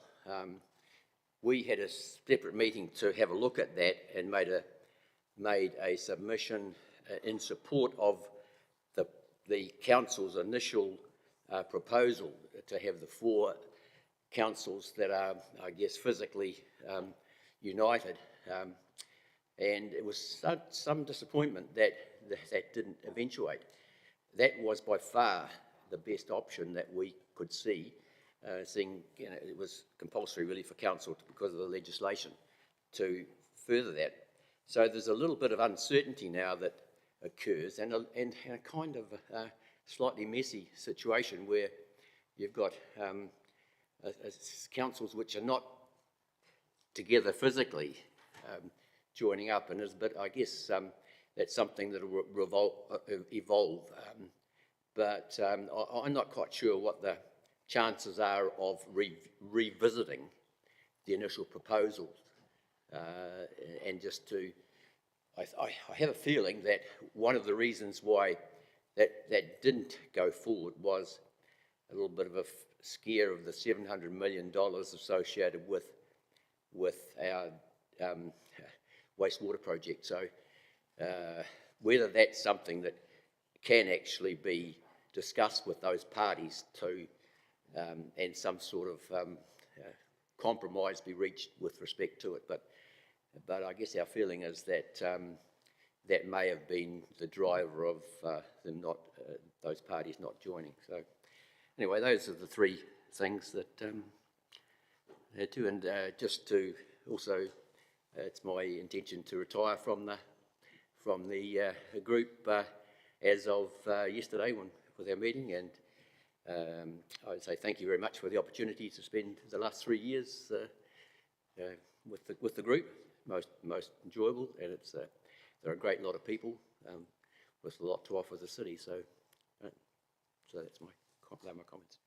Thank you very much, Jim. And yes, look, on behalf of council, let me say thank you for your leadership of the group, and also to the members of your group for the input and for the active interest and citizenship in the running of the city. It's been very valuable to us as a committee to hear from you on a regular basis, so thank you for that.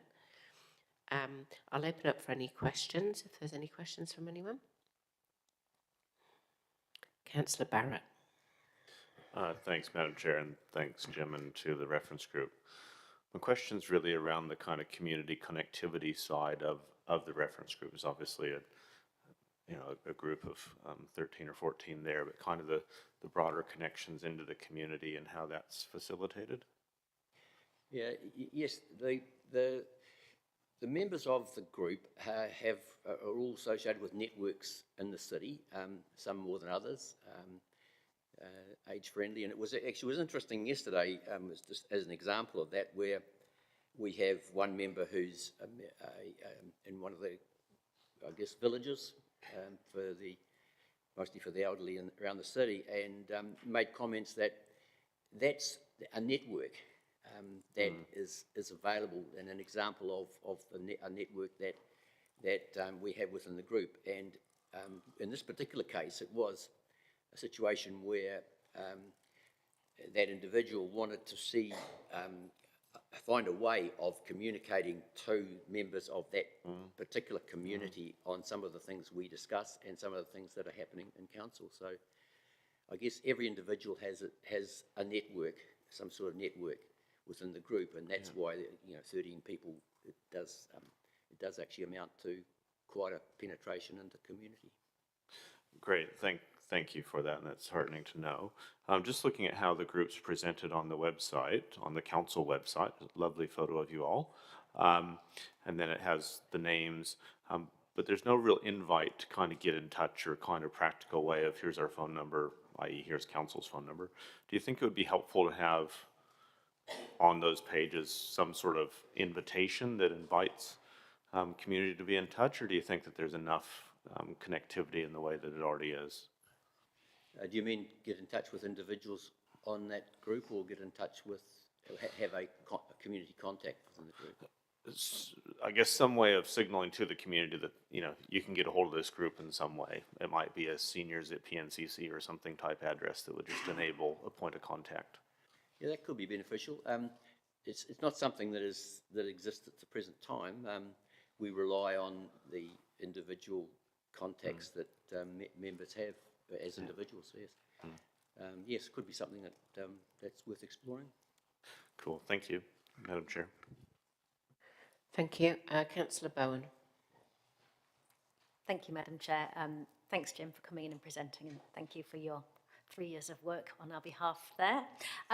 Following up on Councillor Barrett's questions, really, I know the Heritage Reference Group has done some really interesting work on mapping their community connections, just to make sure that there is good representation and networking. I wondered if that's something that your group has considered?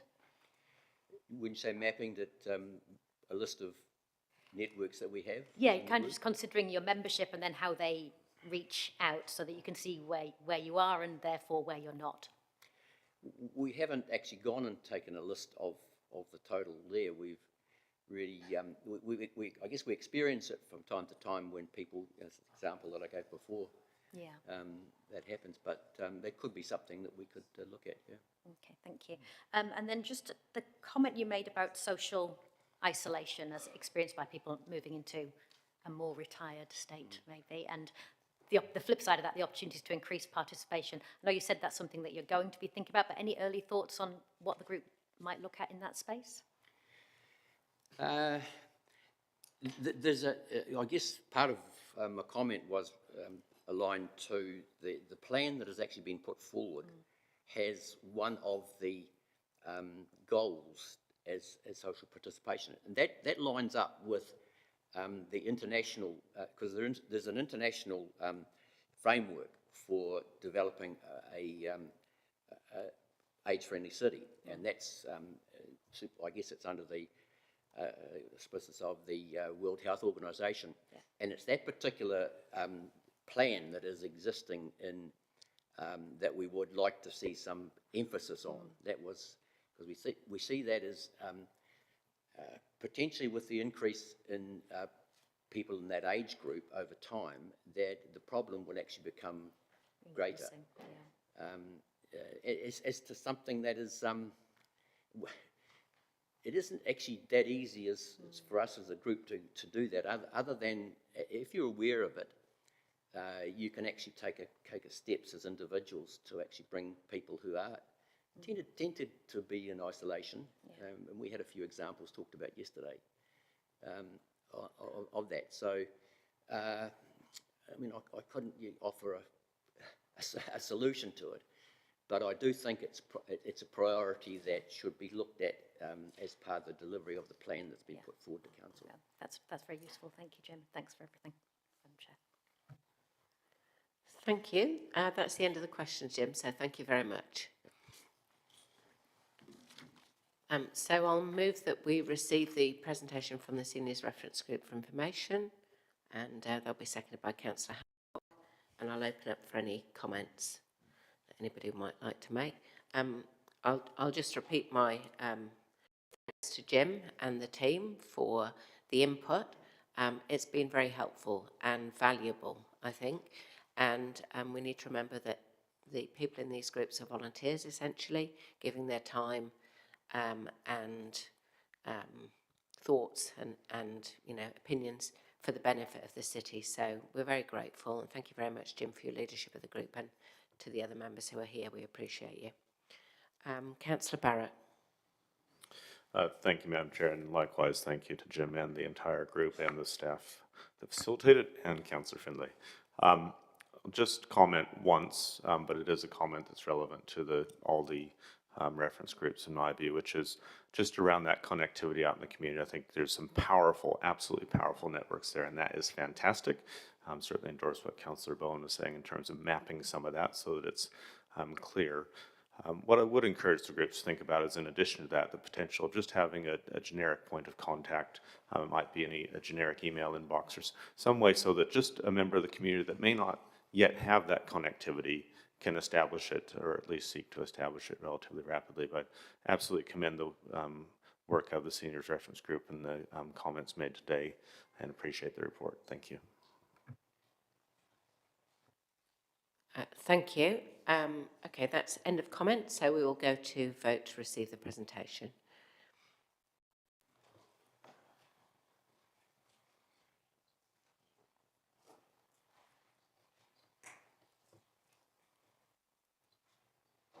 And that is carried, 12 votes for and none against. Pacifica group, have you got all your people here? Are you ready to present? Yeah, okay. What we'll do, councillors, is we'll take the presentation from the Pacifica Reference Group and then we'll break for morning tea. So apologies to those in the Disability Reference Group. There'll be a little bit of a wait until you're on. But anyway, welcome to Pacifica Reference Group. And we have got your presentation in the Teams folder, but we've also got it up front and bold in front of us as well. So when you're ready, thank you. Thank you, Madam Chair. Talawhalawa, malolele, Nissan Bulavinaka, kia orana. Mauri, hala ola keta, warm Pacific greetings. It's nice to be here. Mayor Grant Smith, elected members, other reference groups, our council officers and members of the public. I was reminded as I walked to my car as I was leaving school, because I work in a school, one of the students said, "Mr. Jameson, you got a smile, the sun is shining." And that, obviously I smiled, and it reminded me of one of my grandmother's many sayings: when you walk into the room, bring the sun with you. So we're here. This is Courtney, Courtney Manu as well. We are the co-chairs of the Pacifica Reference Group, and it is a real pleasure to be here. Shall we move on? Yeah. Oh, we've got the clicker, eh? There we go. Nissan Bulavinaka, everybody. Kia ora. Thank you, Madam Chair and committee, for having us this morning to do our yearly review with you.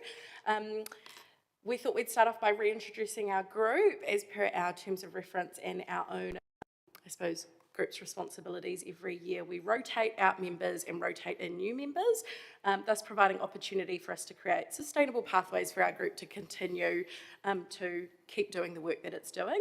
You will see that our group is still made up of 13 members, 2 co-chairs who are voted in when we renewed our membership, but also new members. We brought in 3 new members this year, and from very diverse backgrounds from across our Pacifica space. So fairly represented, we feel. We're still doing work with some of our Melanesian groups and trying to bring them into our fold, but so far represented as well as we possibly can, given the engagement we've had over the short period of time that we have been in council. So Samoa, Niue, Papua New Guinea, Tonga, Fiji, the small island of Rotuma, Cook Islands, and yeah, that's pretty much us at the moment. So yeah, those are your friendly faces.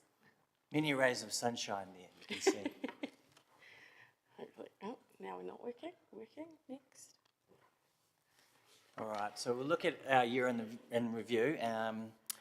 It's always exciting, and you'll see there that there is a lovely picture of Vatudei, who are a Fijian musical group. We'll talk about them shortly, but a couple of the main things that we focus on each year, particularly pertinent for our Pacifica community, are our language weeks, and we thank you for supporting those in many ways.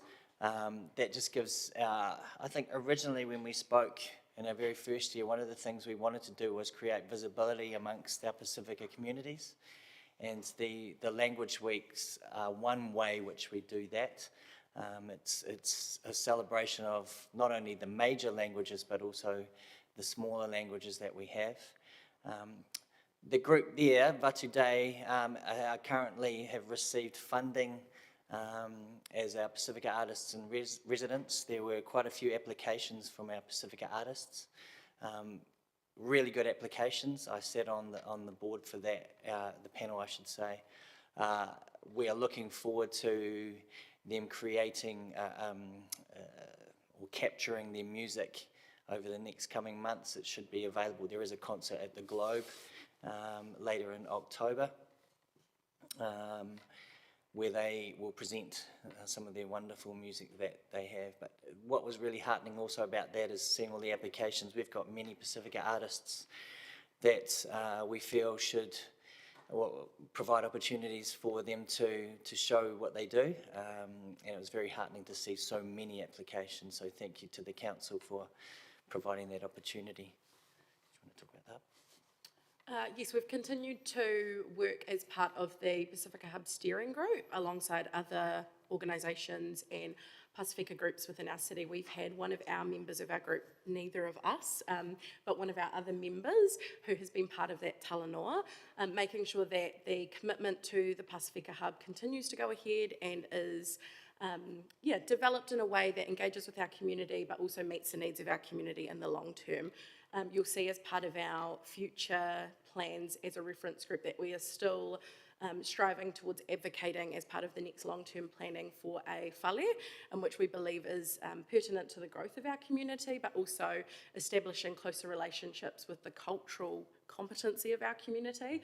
So we'll talk about that later, but we're still doing that. We also have been focused a lot in the last year on local elections, mindful that we do not have a Pasifika person running for council again for a second, well, we had one last term who wasn't successful, but we do have nobody running this year, which is a shame for our community, but nonetheless we have done a lot more work engaging with our community to help them understand how to be involved in that local election space and what that looks like, even if we don't have a seat at the table. And we have learned, I suppose, as Pasifika Reference Group, that not having a seat at the table doesn't exclude you from the talanoa altogether. There's other ways we can advocate. So I do want to thank councillors that have been involved in some of the work that we've done this year, that have supported us and listened to our voice and taken us seriously, that has not gone unnoticed and has been talked to with our communities about that support. So a huge thank you for some of that work. And we appreciate that this council has a reference, or has reference groups, because they're not common throughout the motu. So that's really appreciated that we have that representation here in the council.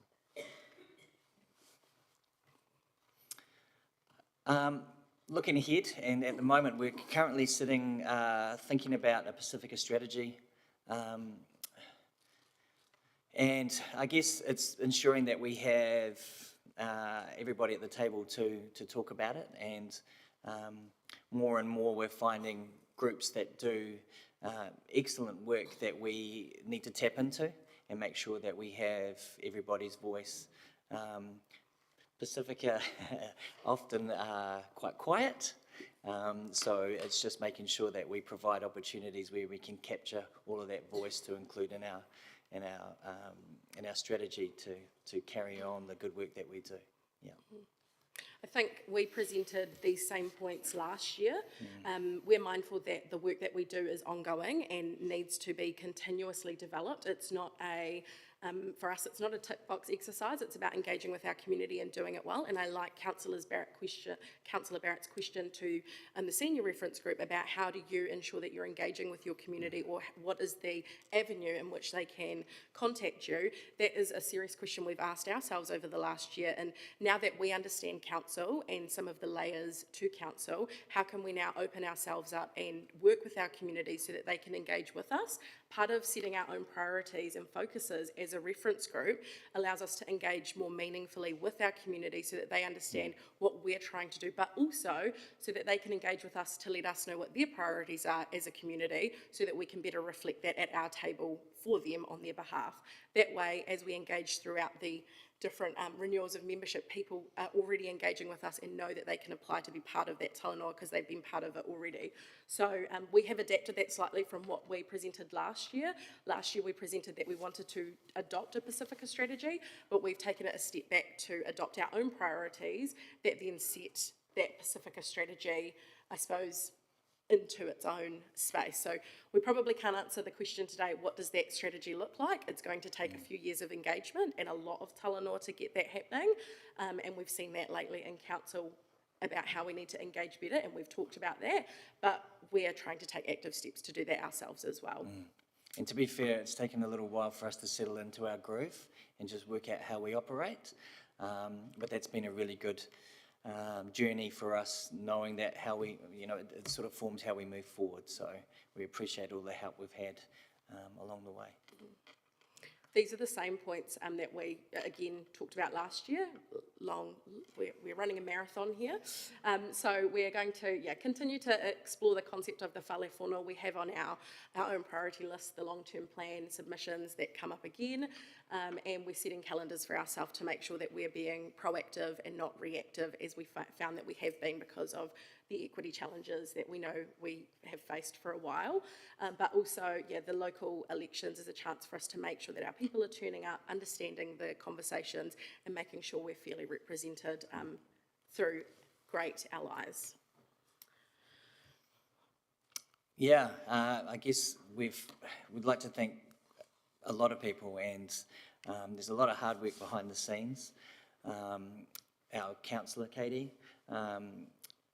who has, really contributed to our group and sat alongside, and is a Pacifica, honorary Pacifica, because she understands where we're all coming from, I think, and advocates for us at every opportunity. So we really appreciate that, and it hasn't gone unnoticed. We really value you, Katie, so thank you. We said goodbye to Salome, sort of the rock of our group, one who kept us all in order, made sure that we replied to emails and things. Not only that, though, had her finger on the pulse, and along with Steph and Amy, have ensured that we are kept abreast of everything, and we are focusing on the right things. But wider than that, we appreciate all of the support that we have from council. I think we talked about a couple of years ago, there's a Samoan saying,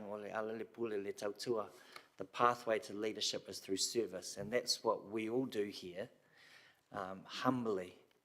We don't do it to get the credit, we do it because we know it's the right thing to do and we serve our people. So thank you very, very much for the work that you do.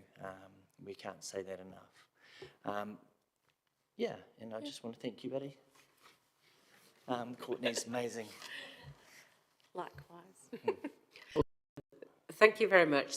Thank you for the presentation, but also thank you both for the leadership of the group, and also thank you to the members of your group.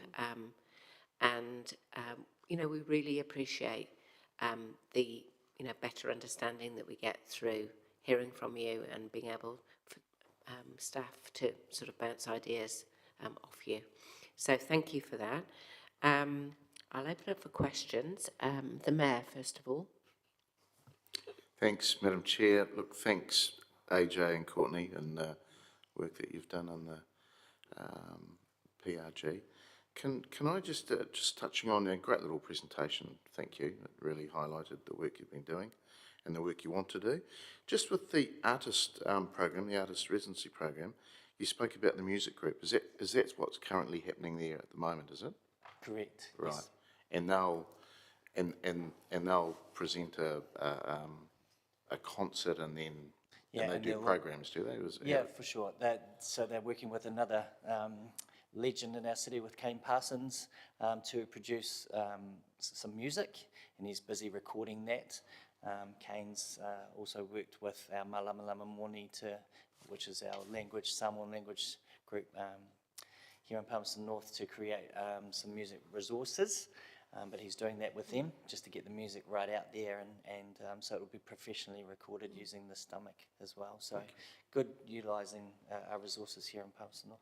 I suppose the main part of highlighting that is that piece of work, the actual artist residency program, was first flagged with our reference group when we established, and so it has continued for the last 3 years. Off the back of it, they've also established a small artist group who meet regularly, and some of those members are in our Pacifica Reference Group. So Pacifica Reference Group don't have a direct contact or responsibility for the artist residency program. That sits with council staff, and that's part of their job to make sure that that's contractually sound. Our job is to make sure that our community understands and has availability and opportunity to those programs as part of the work that we do. So we're not quite, we know of it, but we're not involved in it per se. We're very proud of our community though, and artists deserve every opportunity that they get. It's something that you get told for years in high school will get you nothing, and so being able to platform our Pacifica artists who are all creatives is very important to us. So yeah. Thank you. Thank you. There are no more questions, so that just shows you covered everything in your presentation. Well done. So thank you very much for your time and efforts, and wishing you every success for the next year. Thank you. Thank you. So I'll move that we receive the presentation for information, seconded Councillor Hancock, and I'll open up if there's any comment from anyone. Councillor Zabellin. Yeah, I just wanted to thank our Pacifica Reference Group members for all their hard mahi. You're so dedicated. We have really well attended meetings that in the evenings, and everyone is really busy all the time. So it's not without effort that or sacrifice that the members attend these meetings and give us their time and their expertise. And it's been a very I've been very privileged to be part of that conversation and be welcomed into that group and to serve them. I think we are the better for it, and for your contributions. I'm really privileged to be able to see it. Thank you so much. Thank you. Okay, no more comments.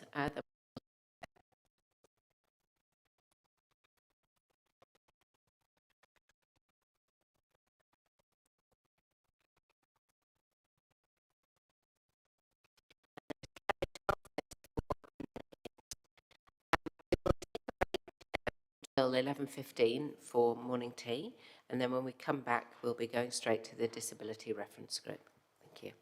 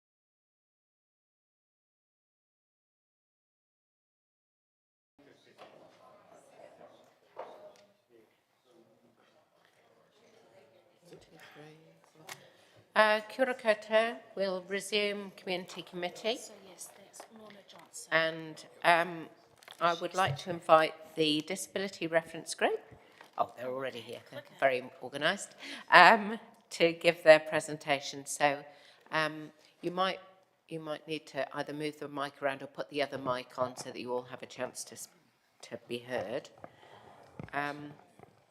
So we've got Hugh, Natalie, and is it Sarah? Sarah, okay. Lovely. Thank you very much when you're ready. Good morning, Madam Chair and councillors. Natalie, on my left, will give an update on the Disability Support Services revamp and a campaign to improve awareness of the disability assist dogs and refer to a couple of official letters.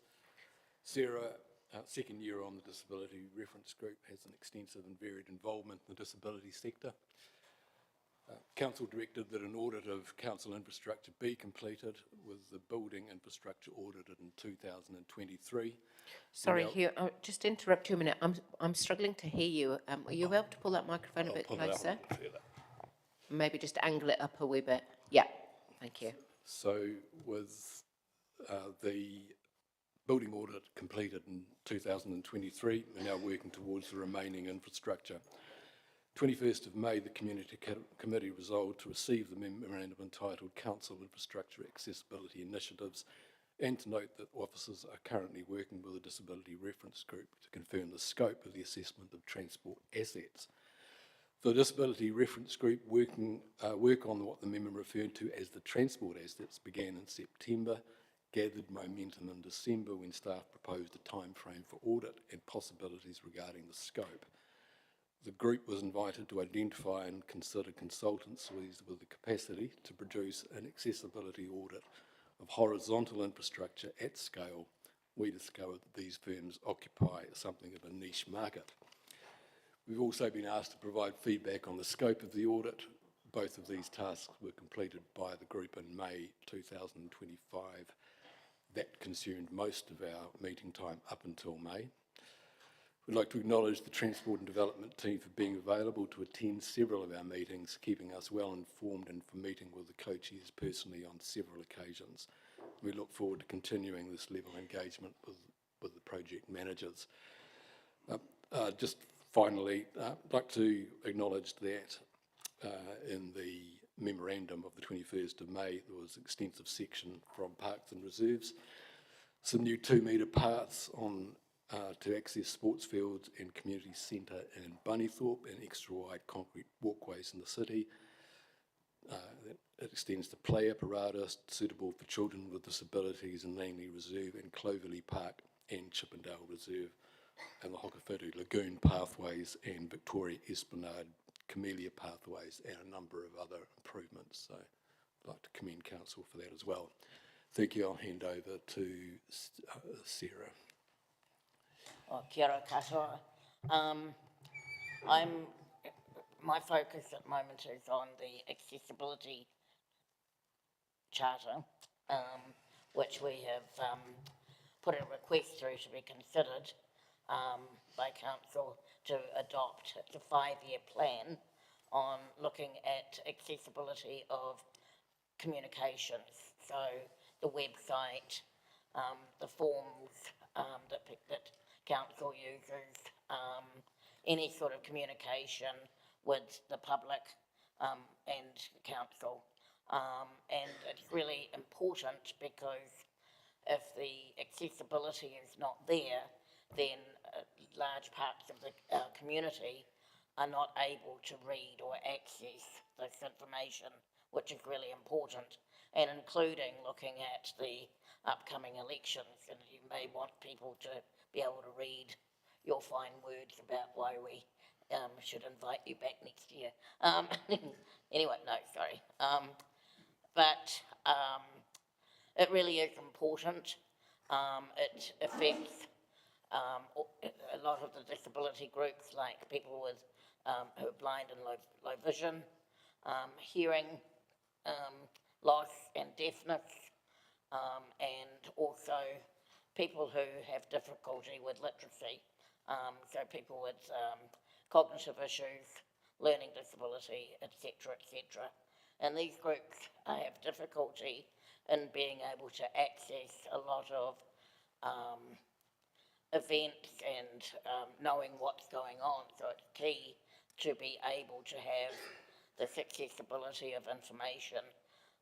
There's already been a little bit of work undertaken by the communications group here in council, and there's a number of things that they've identified that are working well, and so then it's about looking at what needs extra work, what needs updating. We know that a lot of technology is available and out there to be able to make this process a lot easier for council to update, but obviously there is an expense there, but we feel that it's an expense that's well worth investing in order to be able to get wider engagement.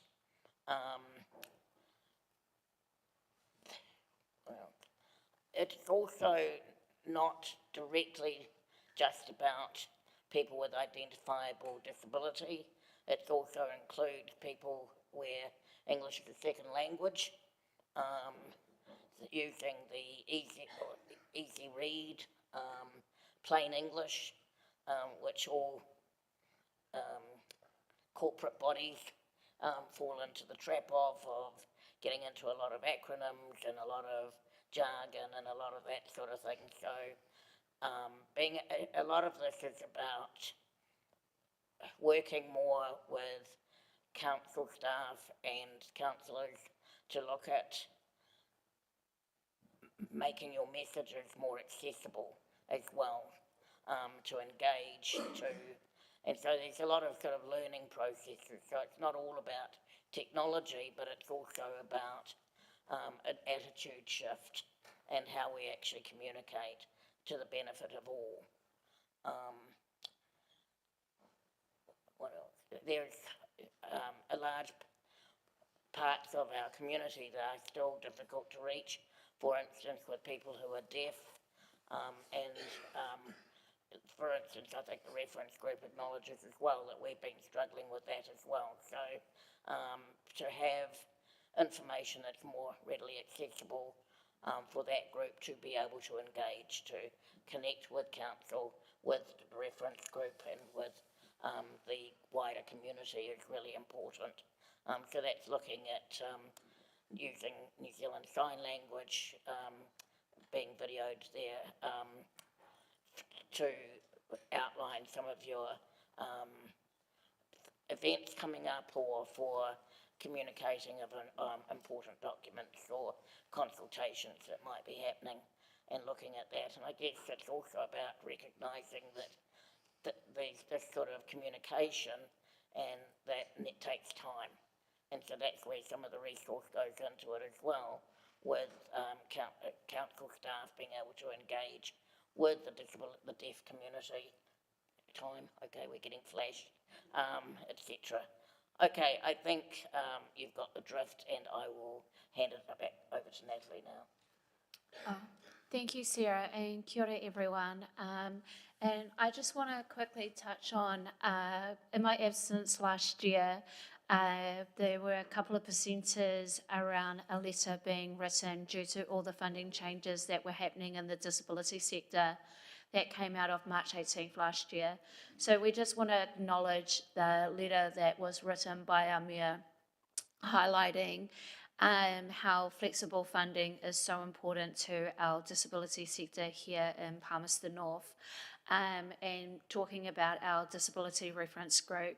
And so that happened on the 11th of December, and then a response from Honorary Minister Upston was written on the 19th, just acknowledging the letter. Since then, there has been consultation with the disabled sector across New Zealand, and the task force has been established with MSD around how is disability funding and flexibility going to be looking for the whole of New Zealand. So all of that is still ongoing, and hopefully there are some answers coming out in the next few months, but we should know by March next year. And so, yeah, we just want to say a huge thank you for the support and for the letter, and thank you for that.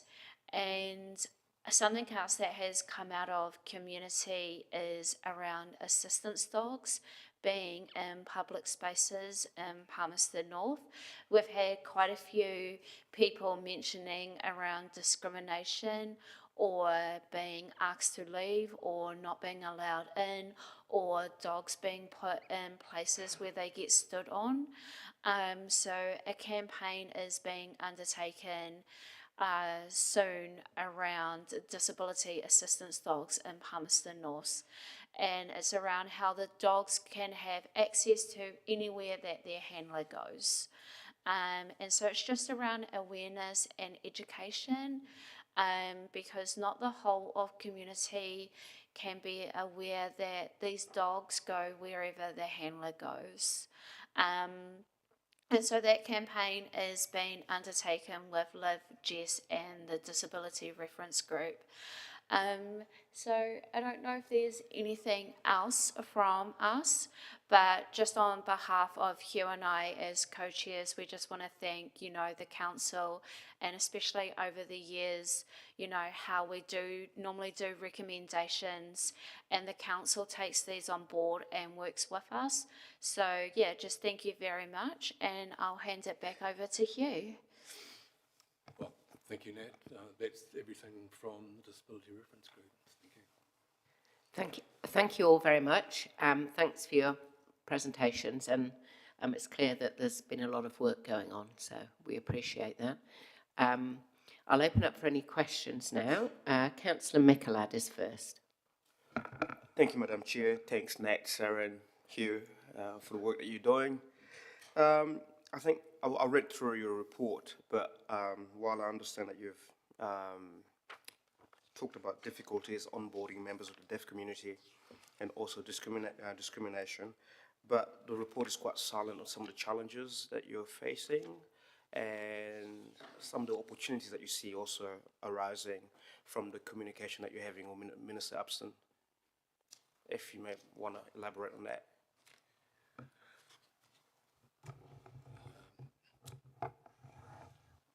So just, sorry, can you clarify that, Councillor? Thank you. So the report is quite silent on the challenges that the reference group might have identified that you're facing, and some opportunities that arise that are only on the horizon, given all the communication that you've been having also with Minister Louise Upston. Right. So that's particularly in the context of disability support services. So I will hand that one over to Natalie.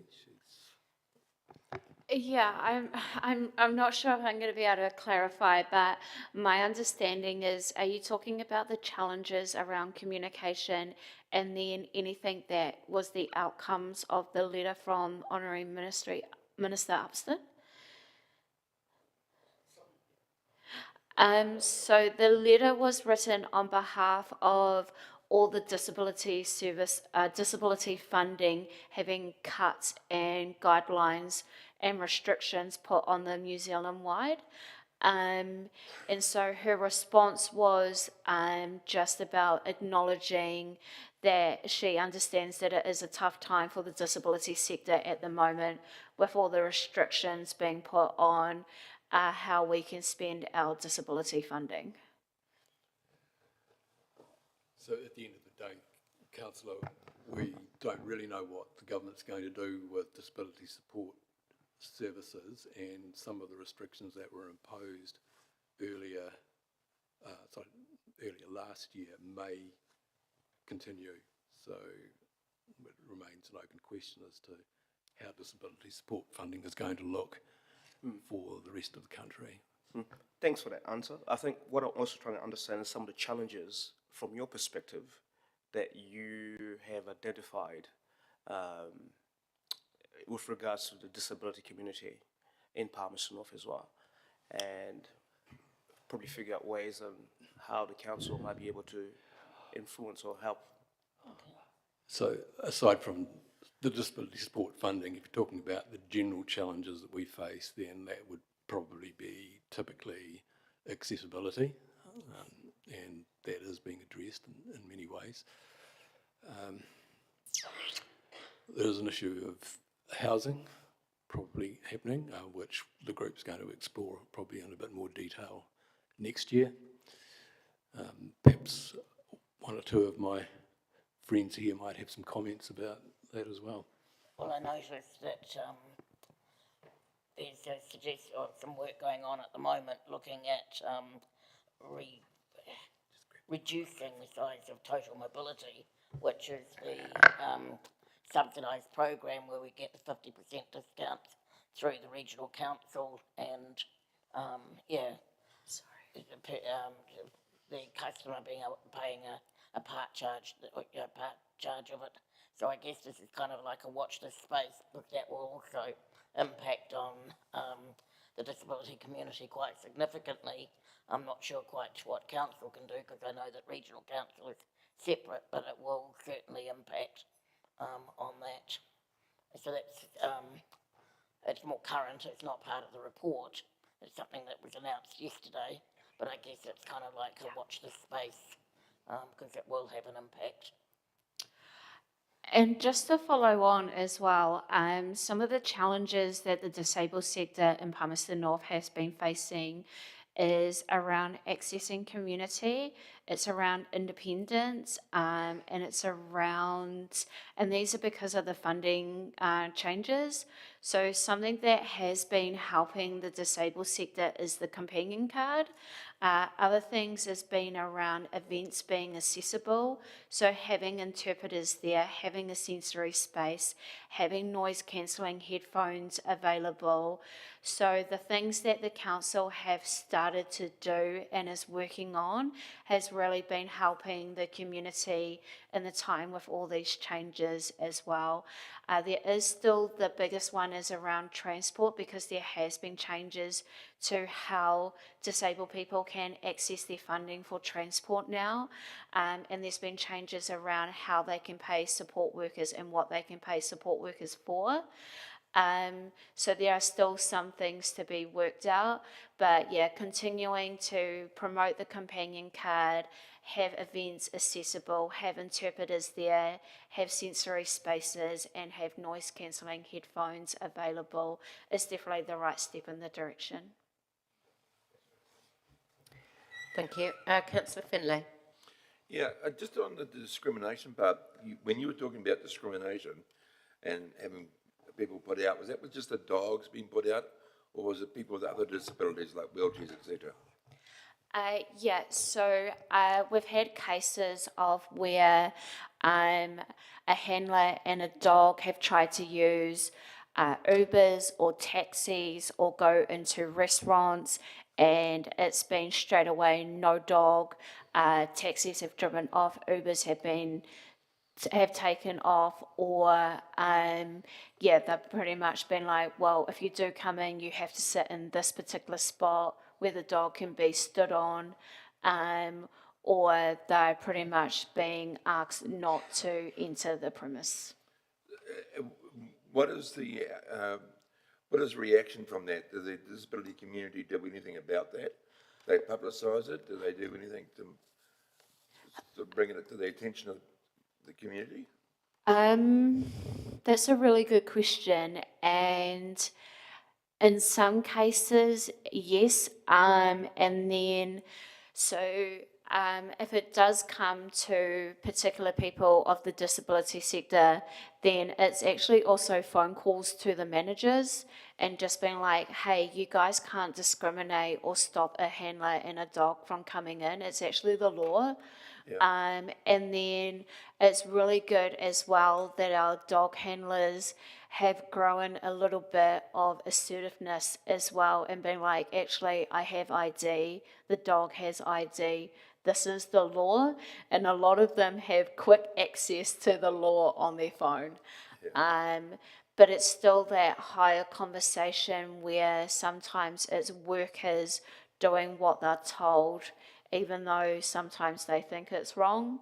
And so, yeah, then it's other people ringing up the managers or the police and being like, hey, this incident happened, it could have been handled different. And it did come to the attention of the reference group, which is why we've promoted to actually have this information campaign that Nat was talking about. It's specifically targeting and saying, this is what these dogs are about, and this is the law, and these are the requirements that are there for hospitality providers and all providers, service providers and that. Do you think a media campaign would be useful there? That's what, The reference group could be sort of head that up. that's what we're doing, aren't we? Councillor, I think that is what is being proposed in my understanding. Yeah, my understanding is that a campaign of like videos and stuff is going to be looked at doing around the education of assistance dogs. Okay, thank you.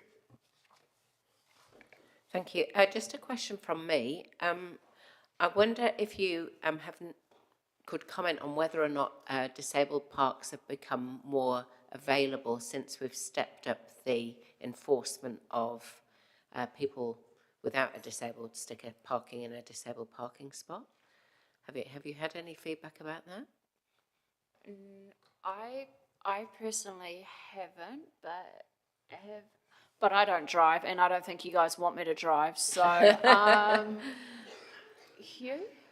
Not on a personal level, and I haven't really heard any feedback about it, but enforcement is important. There's still the occasional time when vehicles without cards are in parks that I notice, but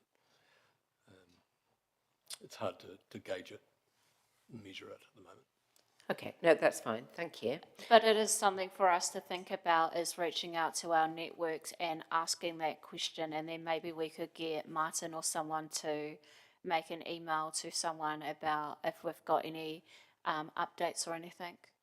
Well, I think that would be helpful because it's good for us to know whether the action we've taken has achieved anything. Yeah, so that's good. Thank you. Okay, that's the questions over. Thank you very much for your presentation. Thank you, Hugh and Natalie, for your chairing of the group and also for all your volunteers. And we do appreciate the time and effort that goes into it, and it's very valuable for us, and we hope it's valuable for you as well. Thank you. Thank you. Thank you. So I will move that the Community Committee receive the presentation information, seconded Councillor Hancock, and I'll open up for any comments. Councillor Naylor. Thank you, Madam Chair. Just want to say a huge thank you to Nat and Sarah and Hugh and to the rest of the group for all the work that you do. It's a huge undertaking on behalf of the disability community, and I think we've seen some real big steps forward in the time that you've been working, so I just want to say a big thanks. Thank you.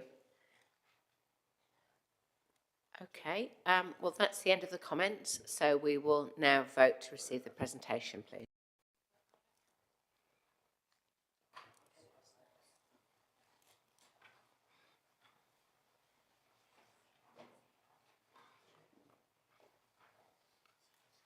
And that is carried, 12 votes for and none against. Okay, so now we are moving on to item 13, which is the social housing update. And we should have Glenn Bunny, Manager Property and Infrastructure, to present that for us. Thank you.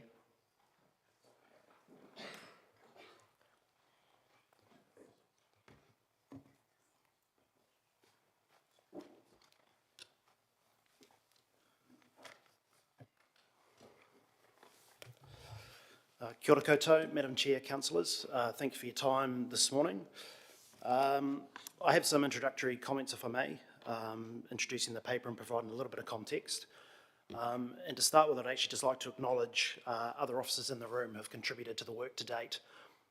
It's been a team effort, will continue to do so, but also they're here to answer questions that you may have at the end of the presentation. And we have staff here from property, community development and tenancy officers as well. So the subject matter experts are in the room for you.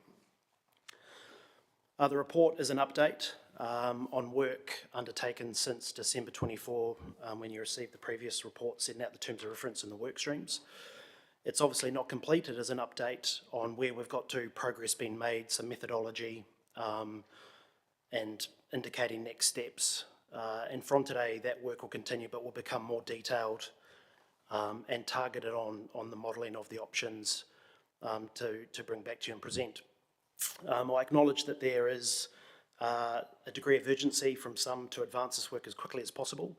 Officers are doing so with best endeavours, but we also are very conscious that we want to be comprehensive, deliberate, apply the right intelligence to this so that when we make options known and recommendations that we have full confidence in them and that you've got all the material you need to make the right decision ultimately at the end of the process. Today is us presenting an update, but we also encourage and welcome feedback. It is a chance for a bit of a sense check on what we're doing and obviously for questions, and we encourage that. Moving on from today, there will be a concentrated focus on the levers and initiatives that are detailed in the report. And the team have opted into that methodology as a way of investigating all the potential options or components that are available to us to identify future operating models. Rather than jump to a model name or a title, we're looking at the componentry or the kit of parts that are available to us. And if we work those through and identify them and the optimal aspects of those, we can then decide in combination what preferred model might identify itself as a result. All options are still on the table. Status quo and exit options are more readily, modelled and explained. So the focus of our work moving forward now is on those options that would be a continued operating model of some sort for council. And so that's where our focus will lie moving forward. There are many considerations. This is quite a complex set of considerations for officers to work through and report to you.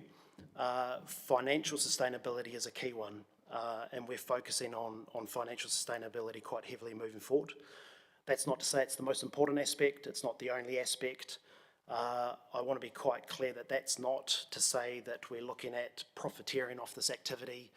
It is that we feel that if we can find a recommended model to present that is financially sustainable, it de-risks the future of this service area social housing within council if that was preferred by you all when we get to the stage of operations.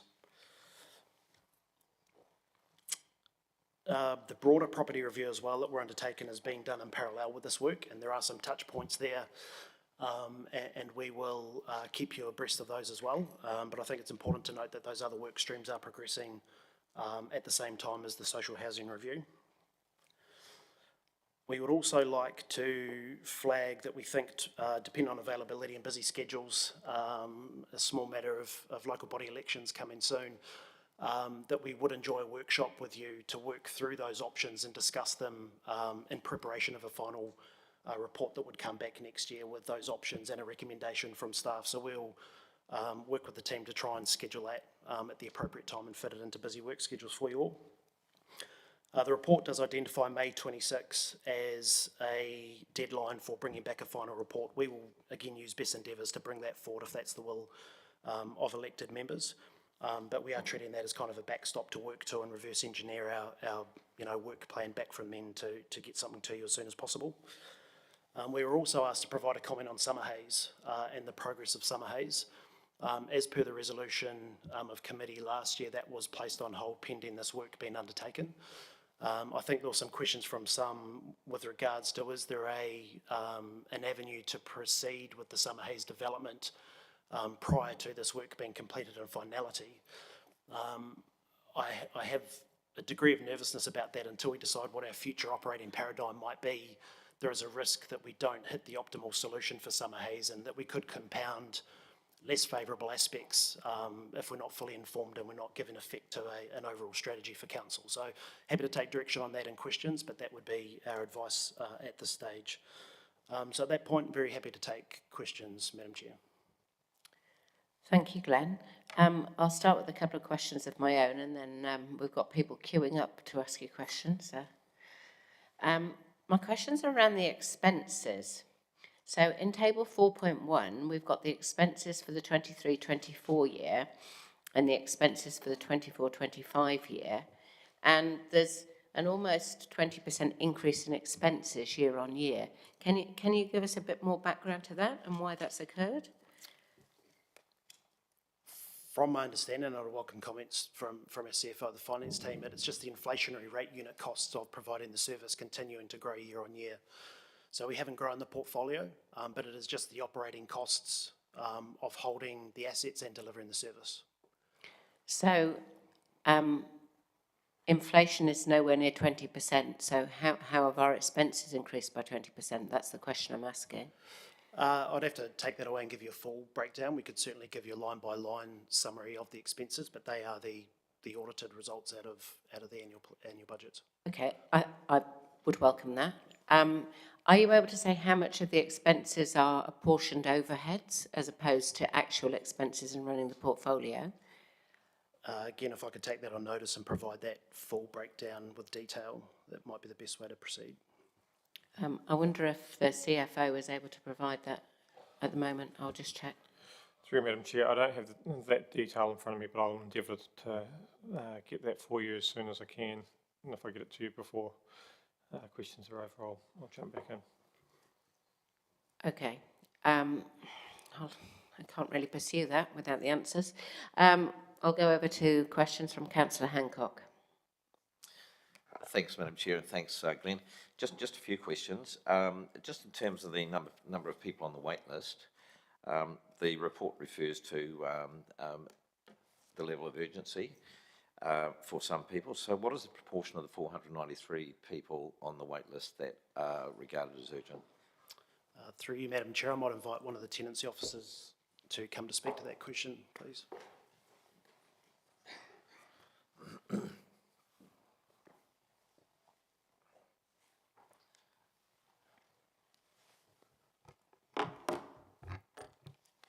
Through the chair, we would consider roughly about 70 of those people to be in urgent need, and that's based on a combination of their current housing situation, whether they're in unstable housing, and also taking into account things like health conditions or vulnerabilities within the community, that kind of thing. So is the level of people that would fit the criteria for being urgent, is that increasing or is it decreasing? I think it's roughly staying the same. We've slightly changed our procedure for defining the level of urgency, so it's a little bit hard to say at this stage. We might notice a change, as we carry on using that process. But from my perspective, I think the level of urgent need is pretty much staying the same. It's not really, doesn't seem to be dropping.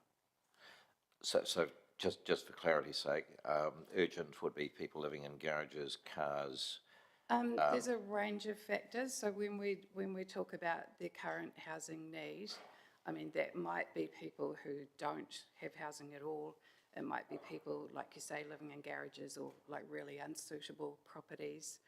Or it might be people that are paying really high unsustainable rents that they just can't continue to pay because they're, too much of a percentage of their income. So yeah, there's a few things that we consider when we're talking about unsuitable or, and that's just, like I say, one of the factors that we consider. Great, thank you. And just another question, just in terms of when we're talking about the model going forward and investment, looking at other investors, what are the determinants that would attract private investment to be involved in social housing? Sorry, councillor, what have we done to No, understand private? No, in terms of actually getting private investment into a social housing model, what are the determinants that would actually be attractive for investors to actually get involved in it? A return, I think. There's philanthropic investment is always an option, but if we're looking at commercial private equity, third-party investment, obviously that has to come with some return from them. We are broadening our thinking, not just to look at social housing as a portfolio, but what other aspects of investment and development through a property lens could make up an investment attractive, option for private investors. There are also some initiatives that are undertaken by the trusts and operators throughout New Zealand through district plan incentives. There are ways to get in private developers and investors to play a role in that regard as well. Queenstown Lakes Trust have some really interesting mechanisms that they operate with, where land developers can be offered an incentive to increase yield. They keep some of it, and some of it comes back to the trust or the council to then utilise into social housing. So we are investigating all of those options to see, where a sweet spot might lie, I guess, for us in terms of picking up, great initiatives that others have implemented and have tested, so it de-risks it for us as well. And just to go with that, I guess we're probably starting to turn our minds to the risks or the consequences of those models. Correct. There'll be a strong lens on risks and opportunity costs of doing something or not. And consequences? And consequences, yes. Thank you. Madam Chair. Councillor Wood. Thank you, Madam Chair. Thank you, team. Along the lines of the Chair, I had a question on page 63 around the financial summary of the current model. I'm not particularly satisfied that, given one of the drivers of this review is our increasing expenditure, that we can't answer why our expenditure's increased almost 20% year on year. But appreciating if you can't answer that, at a higher level, are we satisfied with an increase of 20% year on year, that there was nothing that could be done to prevent that? That's just what it is. Because it seems very abnormal. If I can, I think we'll go away and close that gap for you. And in hindsight, we obviously should have attached the financial breakdown to more detail for you to understand, so I apologise about that. One of the challenges that we've tasked ourselves with is within the remit of optionality. If we look at those continuing operating models, we are looking at ways of closing that net final position on an annual basis. So we are conscious that running yearly deficits on this puts pressure on the budget. If we ring fence a service activity, we are looking at initiatives and different structures and optionality around avoiding those continuing losses and what is projected to be continuing increasing losses year by year. Yep. Can I understand what the main components that make up our expenses in this space are in terms of the operating part of it? I assume you've got maintenance, staff, ground keeping, that sort of thing. Are there any other large components that I'm not aware of? For the property aspect, it's the maintenance and renewal and ownership costs going with a large portfolio. Staff overheads are in there. We do this all internally, as we all know at the moment, so that's a significant contributing cost. If there's anything else in the tenancy space that Catherine would like to contribute to. But I think the best thing for us to do is to provide that full line-by-line breakdown, and then the councillors can understand what those components are. Thank you. Just on Summerhays Street, if we were to say, let's start building it today, how long would it take us to have somebody living in that house? 2, 3, 4 years? 2 to 3 years is probably realistic. Yep. And the decision we're making on the model will be in May next year? At the latest, I hope, yes. So in what way would starting development now compound the problems of the model, given that these houses will not be open until we've made a decision on what the new model will be? My concern would be that we start going through consenting processes towards a physical construction that will give effect to a particular unit style housing product that would meet a particular targeted area of the market. And until we fully understand what we're achieving to do with the portfolio and the future of social housing, there is a risk there that we start building something that isn't factored into the final strategy and therefore may not give us the optimal outcomes. Thank you.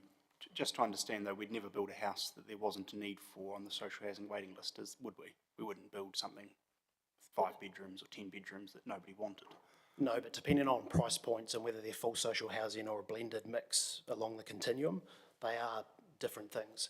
So my concern would be that we could start that today, The strategy then would be decided post-continuing the summer haze, and we may have some consequences or outcomes that didn't maximise the investment or weren't quite what we were seeking. All right. Thank you, Madam Chair.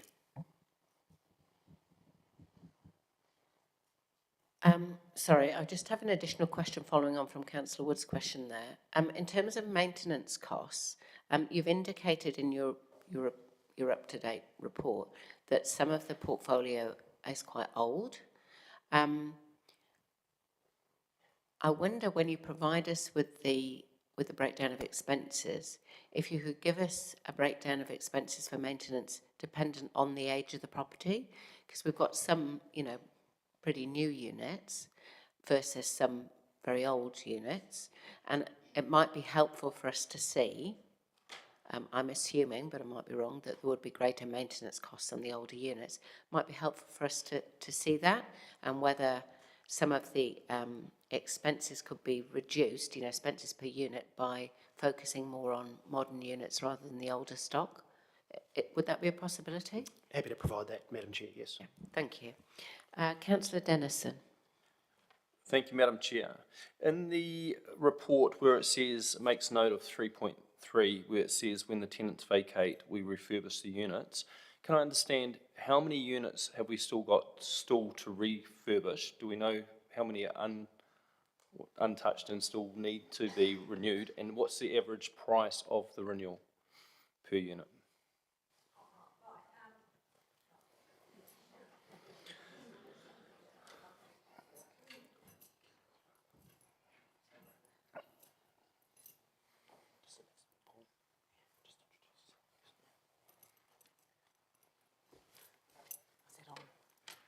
Hi, everybody. I'm Pauline Karam, and I look after the maintenance of all the social housing, 444 of them. Since I've been here, I would say that I have refurbished probably 50 to 60. Okay. A time period, how long I've been there? Probably in 3 years. Some of them, like the Achilles Court and Rakaya, they're big houses, so they're two-storey houses, so they take the longest. So, yeah, we're getting through there, and also doing a lot of electrical upgrades, because we've had fires that's been caused by electrical upgrade, by the power points.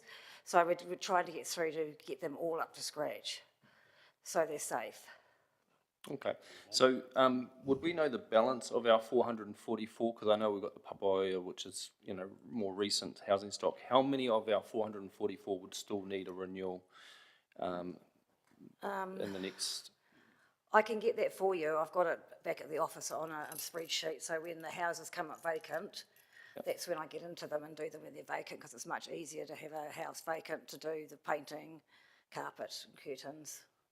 Great. And can I understand the average cost of doing that turnaround? Average costs were for carpet, curtains, painting, probably for the big ones would probably be about just under 10,000.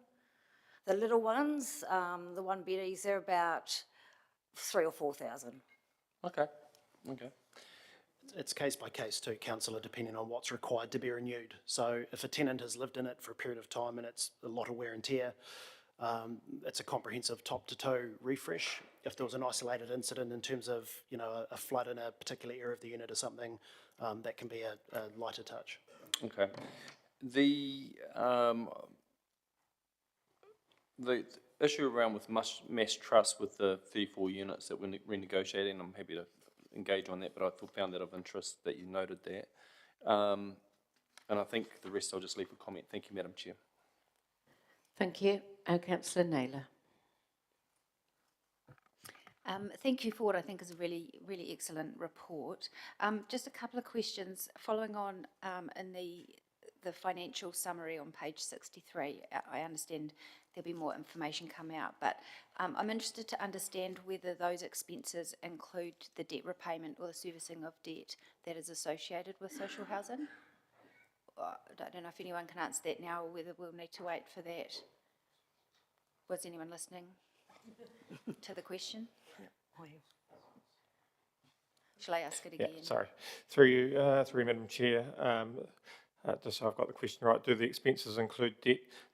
They include the debt servicing costs, so interest and, yeah, so the interest on the debt is included in the expenses. So that step up from 23 to 24, given that only part of the interest kicks in the year that units are built, would that increase be influenced by that additional debt servicing costs between the 23, 24 and 24, 25 year? Yeah, that could be part of the answer, but I would like to confirm the breakdown of the activity before giving that. Thank you. And just my second question was on page 67 in 6.2 in regards to some of the commentary around Summerhays Street. And there's some options there that have been outlined around other options such as affordable market rentals, etc. And I thought that was really interesting, and I wondered whether there'll be more work go into looking into those options that will come back to us, or would we need to give direction for further work to be done for those options? Thank you, Councillor. Our work is looking at the full continuum. I know the terms of reference set out about social housing and then the investment property portfolio. I think there's some broader thinking to do that's still consistent with those terms of reference and the direction that committee and council set, but may realise other options and opportunities for us moving forward. As noted, we already exist in the continuum to a degree. The next paper talks about homelessness initiatives. Tamakuku Terrace is a residential market development. I think there are opportunities for us to look at something like Summerhays and have a blended model, or look at discounted market units that would assist the pressure on social housing. There may be people in our social housing units that could be helped into a discounted market rental along the continuum. So we don't necessarily need to add more social housing in isolation. We could be a little bit more comprehensive and potentially more effective by looking at other options through this work. Great. So what I'm hearing is that work will continue. We don't need to give any further direction. Yeah, sorry, long answer was a yes to your question, Councillor. Yeah. Thank you very much. Councillor Finlay. Thank you, Madam Chair. 3 questions, actually. You say that at the moment we've got 35 people in Palmerston North estimated at sleeping rough. Can I ask, firstly, how you identify them as sleeping rough? That's not really a question for me because they wouldn't necessarily all be on our housing waiting list. So how do we get those figures? I think that would sorry, be community. just excuse me a minute. Councillor, is that in the paper on Yes, housing it is, insecurity? 3.3. In this paper?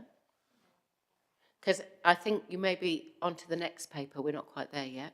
Okay, I picked it up early. Thank you. Have you got more questions on this paper? Yep. No, I'll leave. Yes, I will answer. You commented that we have 70 odd people on the urgent list for housing.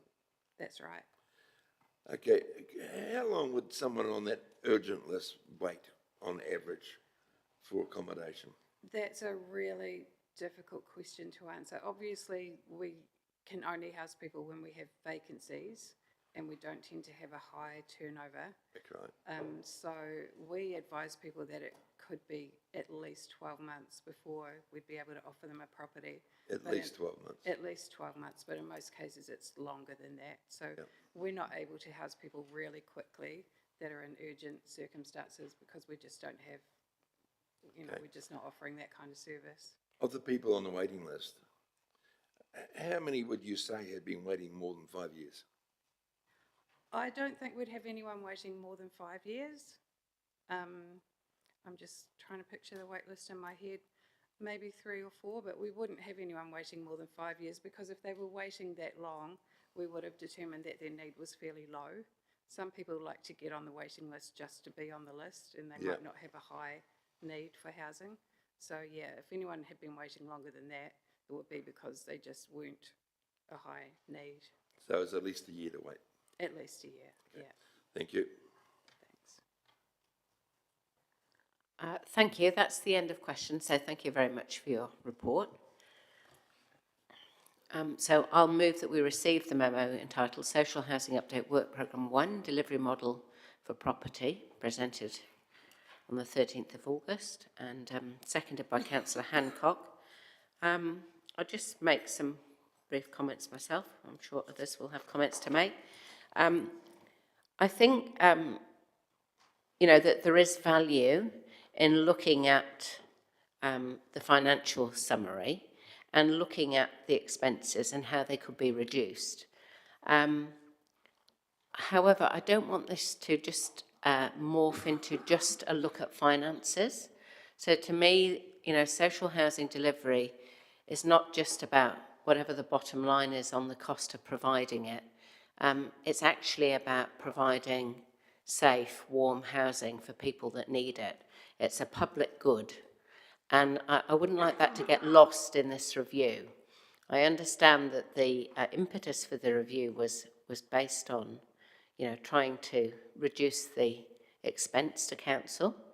And although there's nothing wrong with that in principle, I don't want that to be the full emphasis of the report. I think we need to get a balance here between what it costs council, how we could possibly reduce the cost, but also what the benefits are to people who are housed in council housing. And I don't want us to lose sight of that in the report. So I hope that that comes through. The other comment that I would have is that there was mention in the report about initial talks with community housing providers, etc.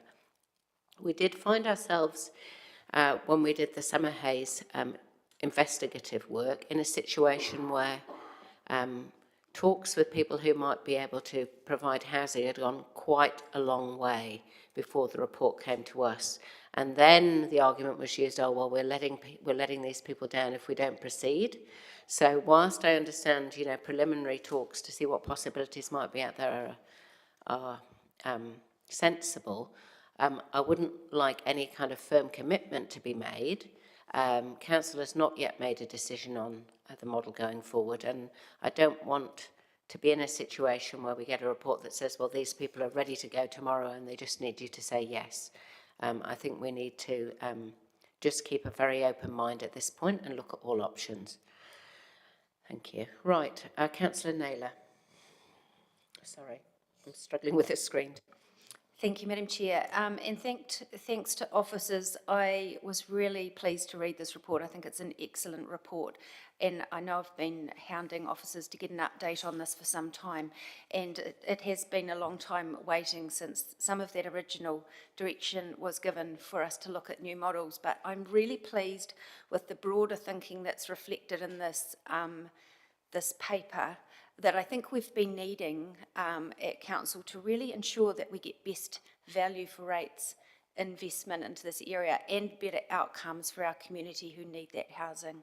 So whilst it is taking a long time, some things do take a long time to get right, and whilst we haven't landed on exactly what that model will look like, the indications in this paper do give me some assurance that we're heading in the right direction and considering the right things, particularly the options that are outlined there for consideration around Summer Haze.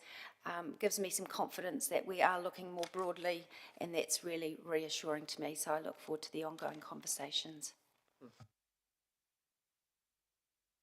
The Mayor. Thank you, Madam Chair. Look, and I thank Glenn and the wider team for the paper as well. It's very comprehensive. It was concise.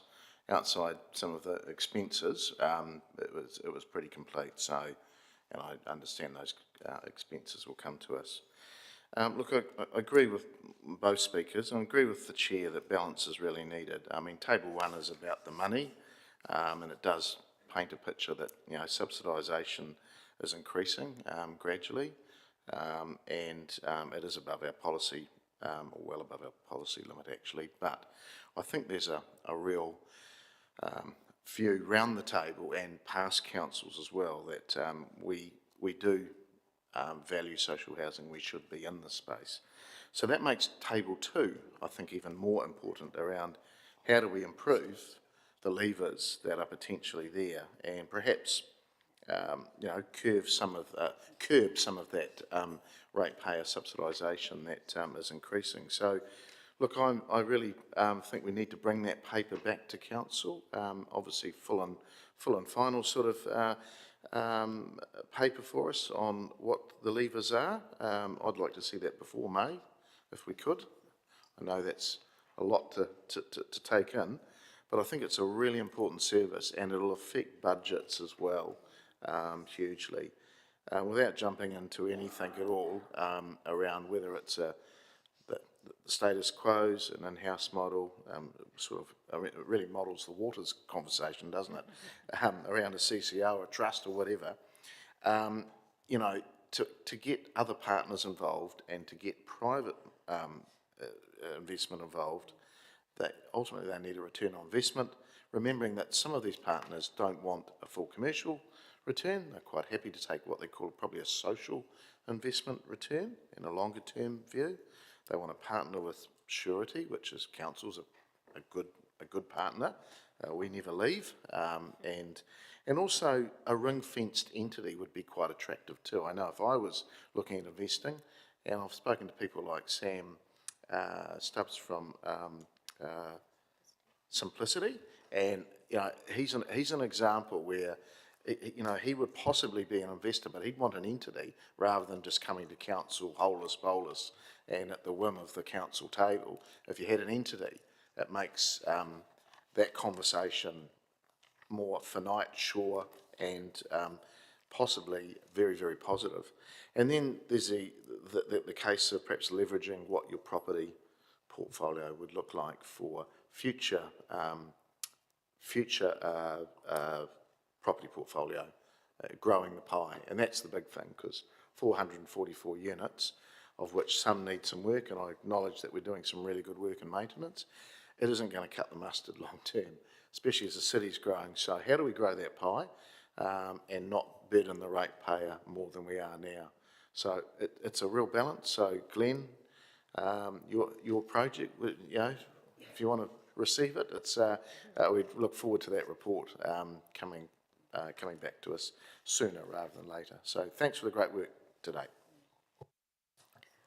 Thank you. Councillor Wood.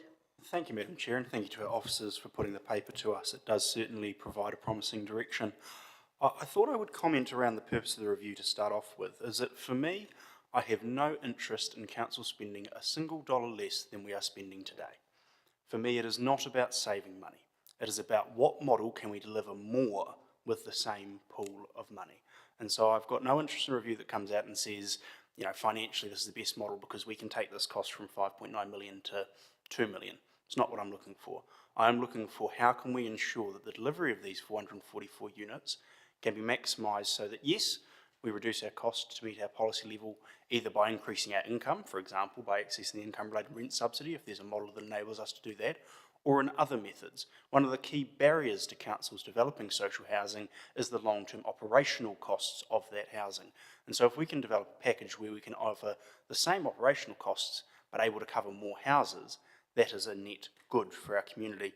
I am a little bit confused as to how, when we talk about financial drivers being the key reason for doing this, that we don't have an explanation on hand as to what has driven an almost $1 million increase in our social housing expenses over the last year. That is a huge jump, and I would love to know why. I'm sure there's good reason for it, but given that is what's and then it says over the next 10 years we're only going to have a $1.23 million increase.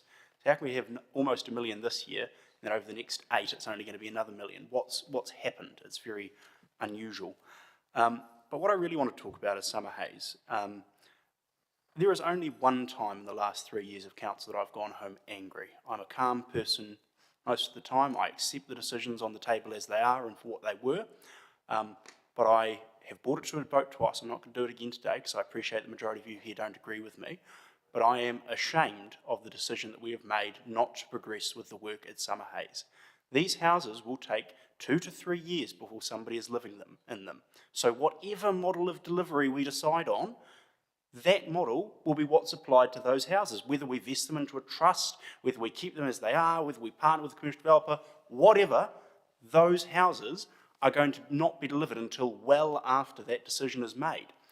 The suggestion that we might compound negative outcomes, there is no world in which we would go ahead and build houses that there's nobody who wants to live in them A house is a house is a house. If we've got 400 people, 70 in urgent need, if we spend years discussing and planning, and I supported initiating a review because I wanted to deliver more social housing, and I'm ashamed that one of the results of that is that we have paused actually delivering something. I would much rather we just got on and built them and then invested in or put it into whatever entity we decide on. And so I continue to believe that is a poor decision. We have an existing social housing policy that has not been rescinded or taken back or gotten rid of. And that social housing policy states that we will be building those homes for people with a small asset base and low incomes over the age of 65, or people accessing community services support over the age of 18. We know who we're building the houses for, and I would rather we just got on and built them. And I am disappointed that is not the view of the majority of this table. It is not to say we can't do things in a more financially sustainable manner.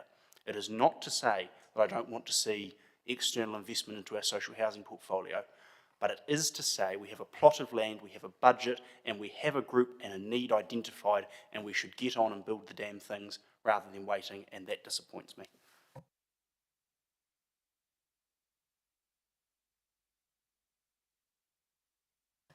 Sorry, Councillor Dennison. Thank you, Madam Chair.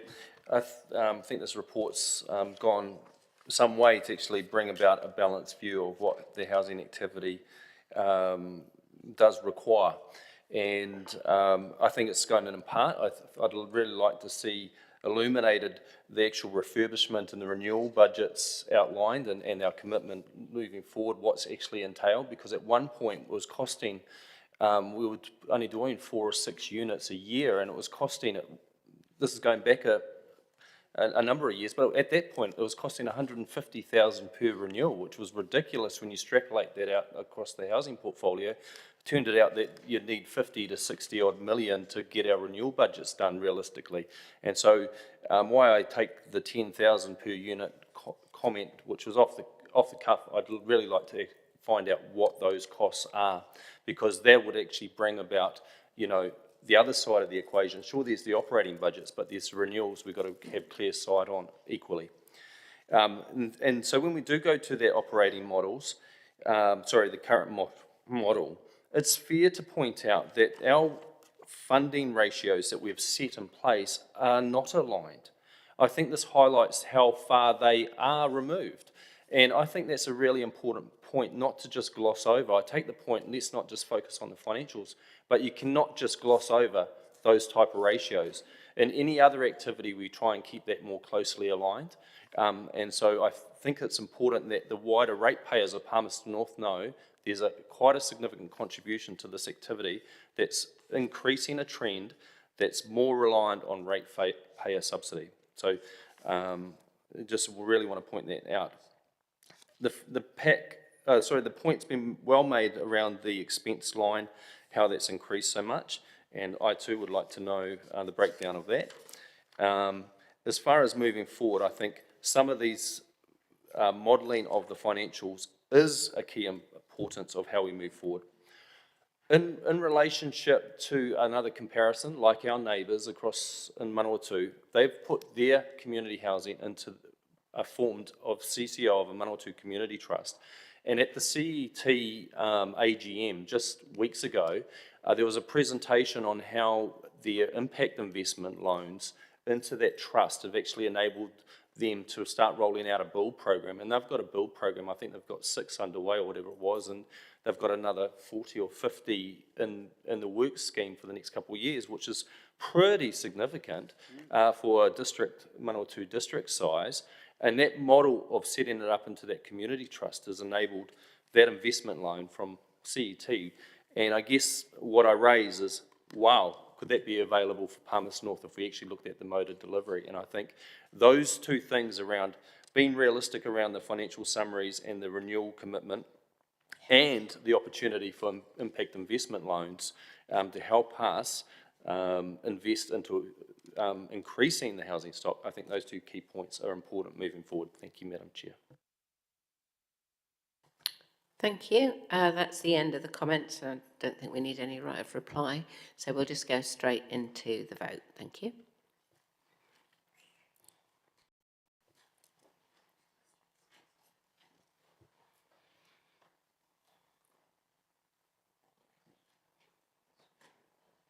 And that is carried, 12 votes for and none against. Okay, so next we move on to item 14, which is the Housing Insecurity Pilot Programme. And that's going to be presented by Martin Brady and Anu Sefton.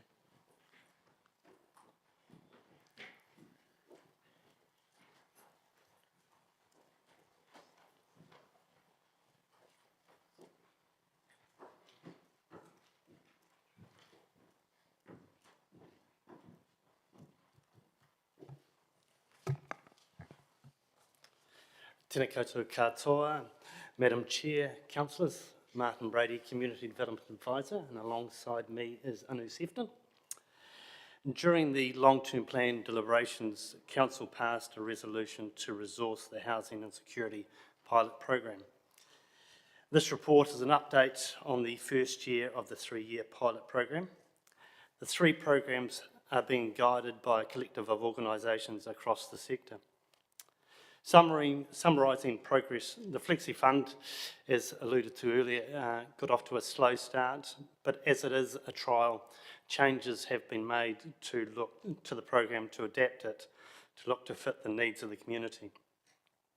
The outreach program has made some positive strides in the past 6 months, with Mass Trust engaging with 75 whānau without shelter, housing 66 of them.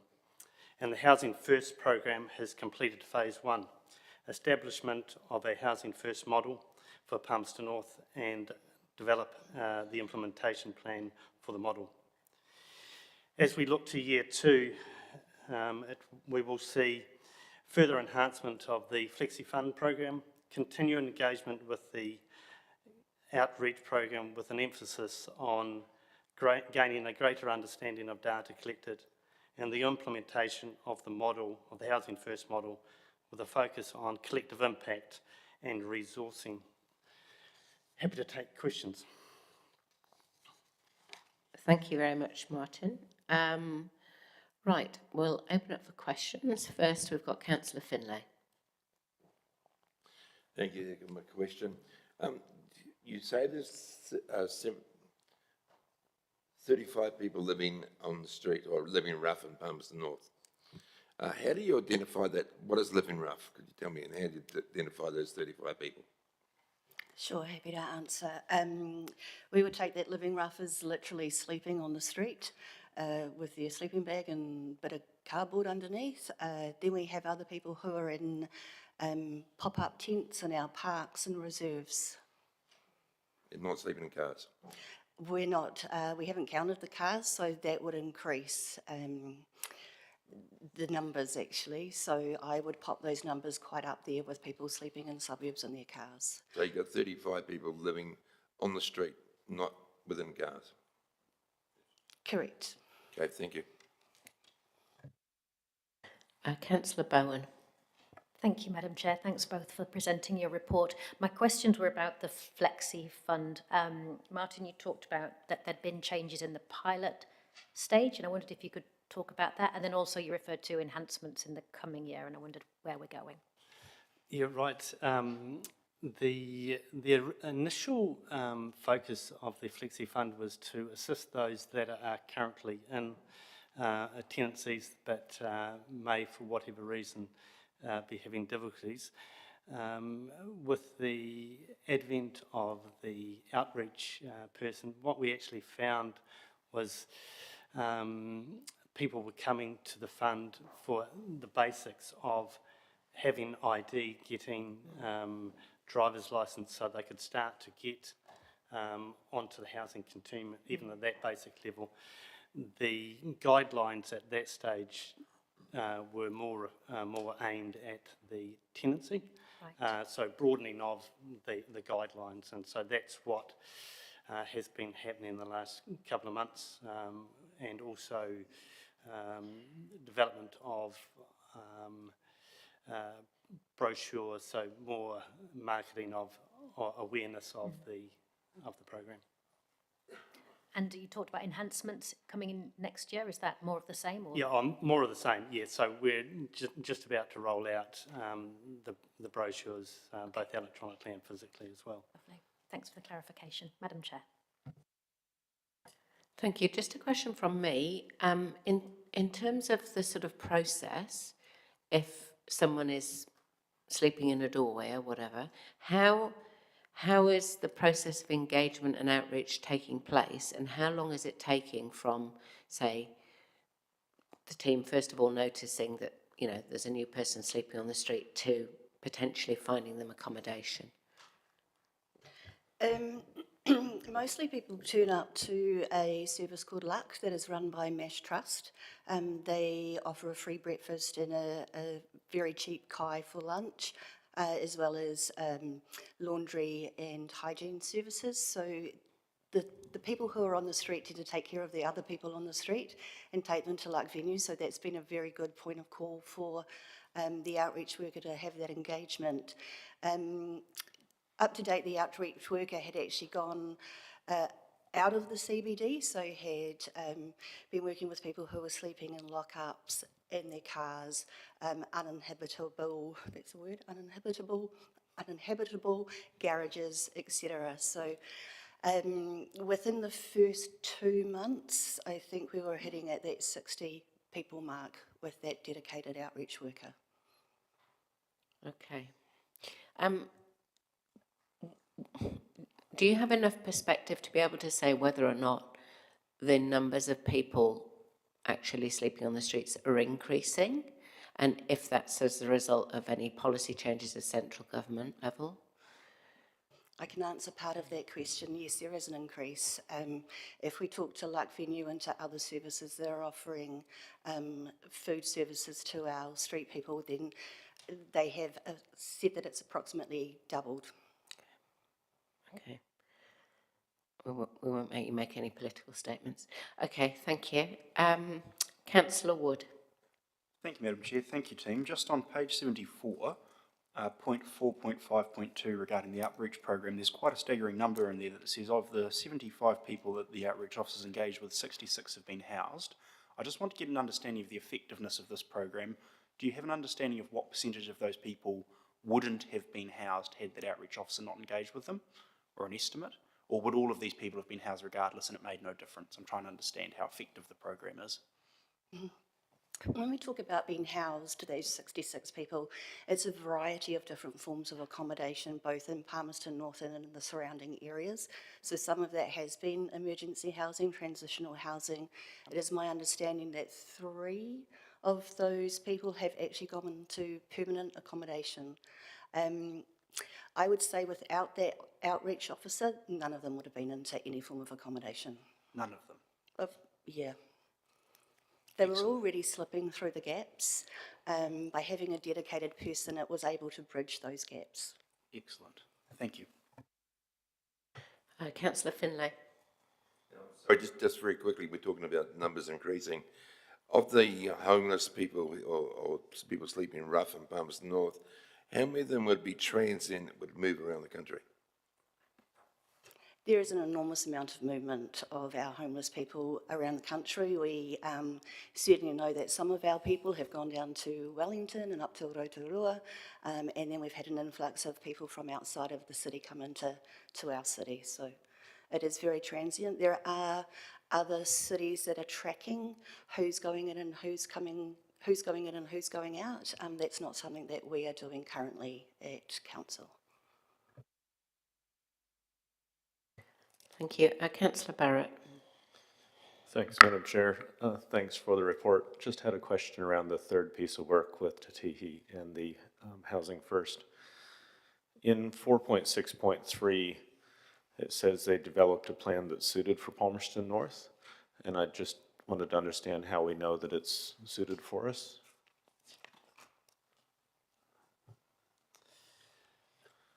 Thank you. Yeah, it's Housing First is an internationally recognised program. Yep. In terms of how it's suited for Palmerston North is through the development of the model, connections with local providers, people within the sector. So close-knit community, but also the geographical size of Palmerston North is is advantageous to the model, in the sense that in terms of the numbers in comparison to other centres, not massive. So we do have an ability to action into the future. So when we say that the model's suited to the city, that's a validation that was undertaken through an officer assessment of the model, or that's Tatihi's told us that it's suitable? How do we know that? Oh, through Tatihi's work, yes. Okay. Yes. And it then speaks about an implementation in years 2 and 3. Do we know what the resourcing needs are of that model in terms of actually achieving an actual housing first outcome, not just a slogan, in the next 2 years? Yeah. And one word, large, but certainly Tatihi and the Housing and Security Collective see the program and the plan as aspirational, and probably the key point for the next year around the implementation is the collective impact and the collective buy-in of players that, one, have the knowledge and experience, but also the resource. Yeah, indeed. So how will that plan and its implementation interface with the budget processes within the various stakeholder organizations?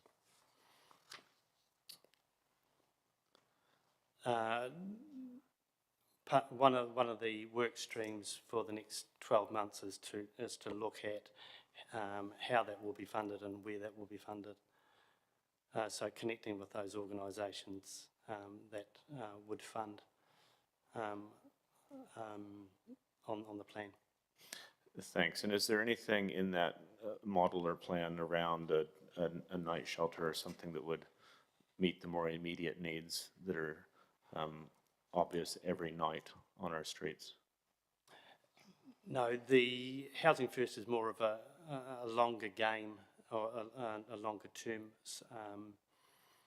solution to housing and security. That's not to say that through the course of the next 12 months and dialogue with various parties that a housing shelter may come up. Do you want to talk about? Oh, sorry. So I guess across the...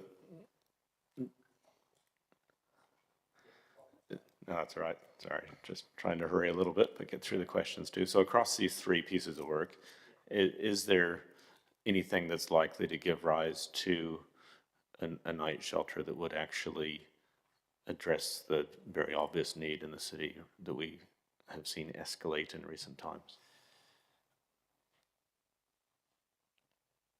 One of the things with the 3 pieces of work has been the collaboration, and there has been discussion within the collective around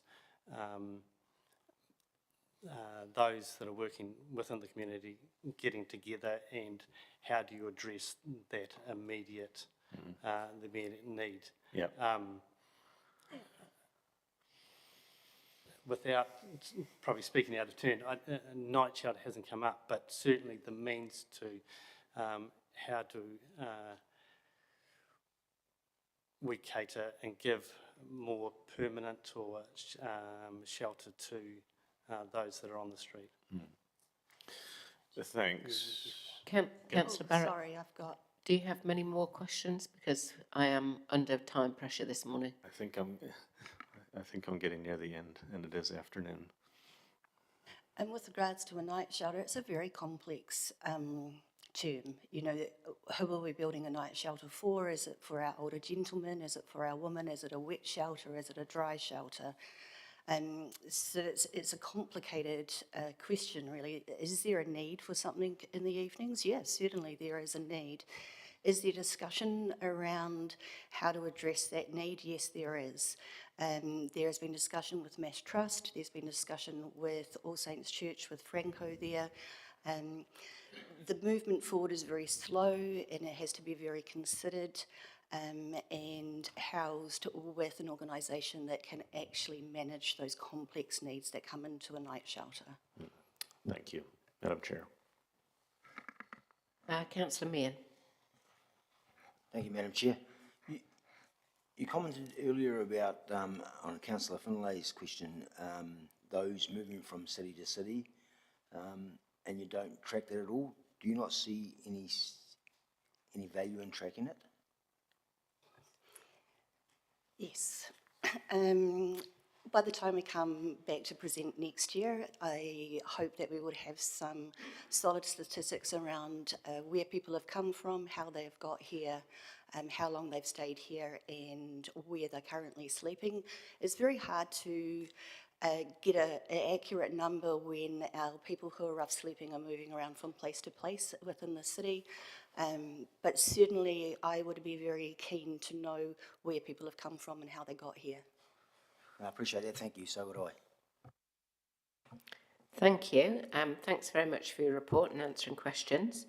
And I'll just say thank you very much to Anu, who's probably given the last presentation to Council, who's moving on but staying within the area of work. So thank you for all your work in this space. Okay, we will, you can resume. I'll move to receive the memorandum entitled Update on Housing Insecurity Pilot Programme, presented to the Community Committee on 13th of August 2025. Look for a seconder, Councillor Hancock, and I'll open up for comment. I'll make a comment myself, actually. Chair's prerogative. I think that this housing insecurity pilot has gone off to a very, very good start.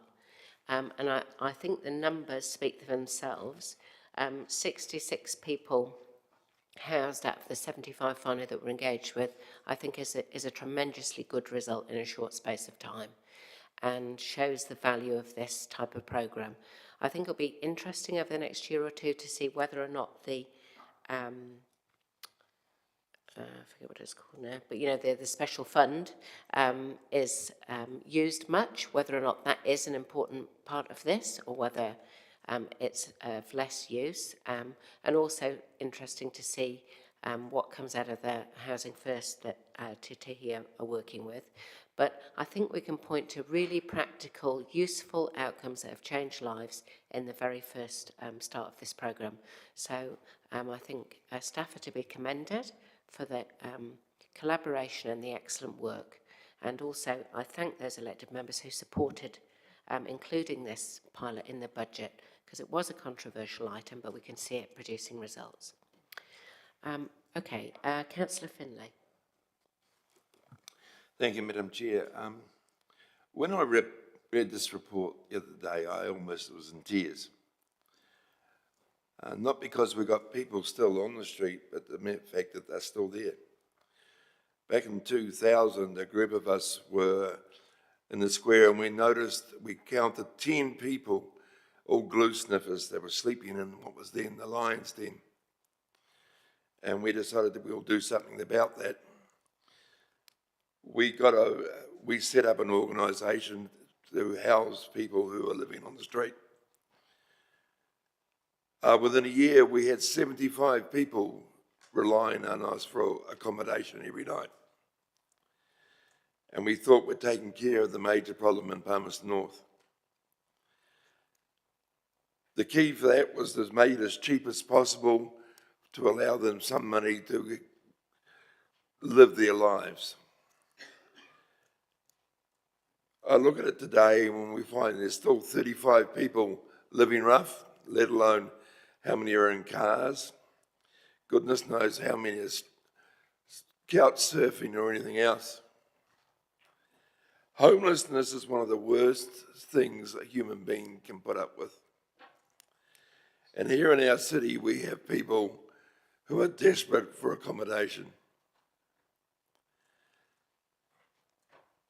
It hurts me because we did make an effort once to make a difference. But the key is it's got to be kept as low cost as humanly possible. Because the people on the street have nothing. They do have addictions and they do have habits. And their addictions and their habits will come first before rent. So whatever we look at, we have got to be sensible and make it reasonable. People on the street cannot afford $300 or $400 a week rent, because that means they can't have what else they depend on. Whatever we do, we have to do it with an awareness that we have to keep the cost as low as possible. A night shelter is a great thing, but is it going to be man and woman, or just man or just woman? Is it going to be wet or dry? Are we going to allow them to have their habits? There's an awful lot to look at.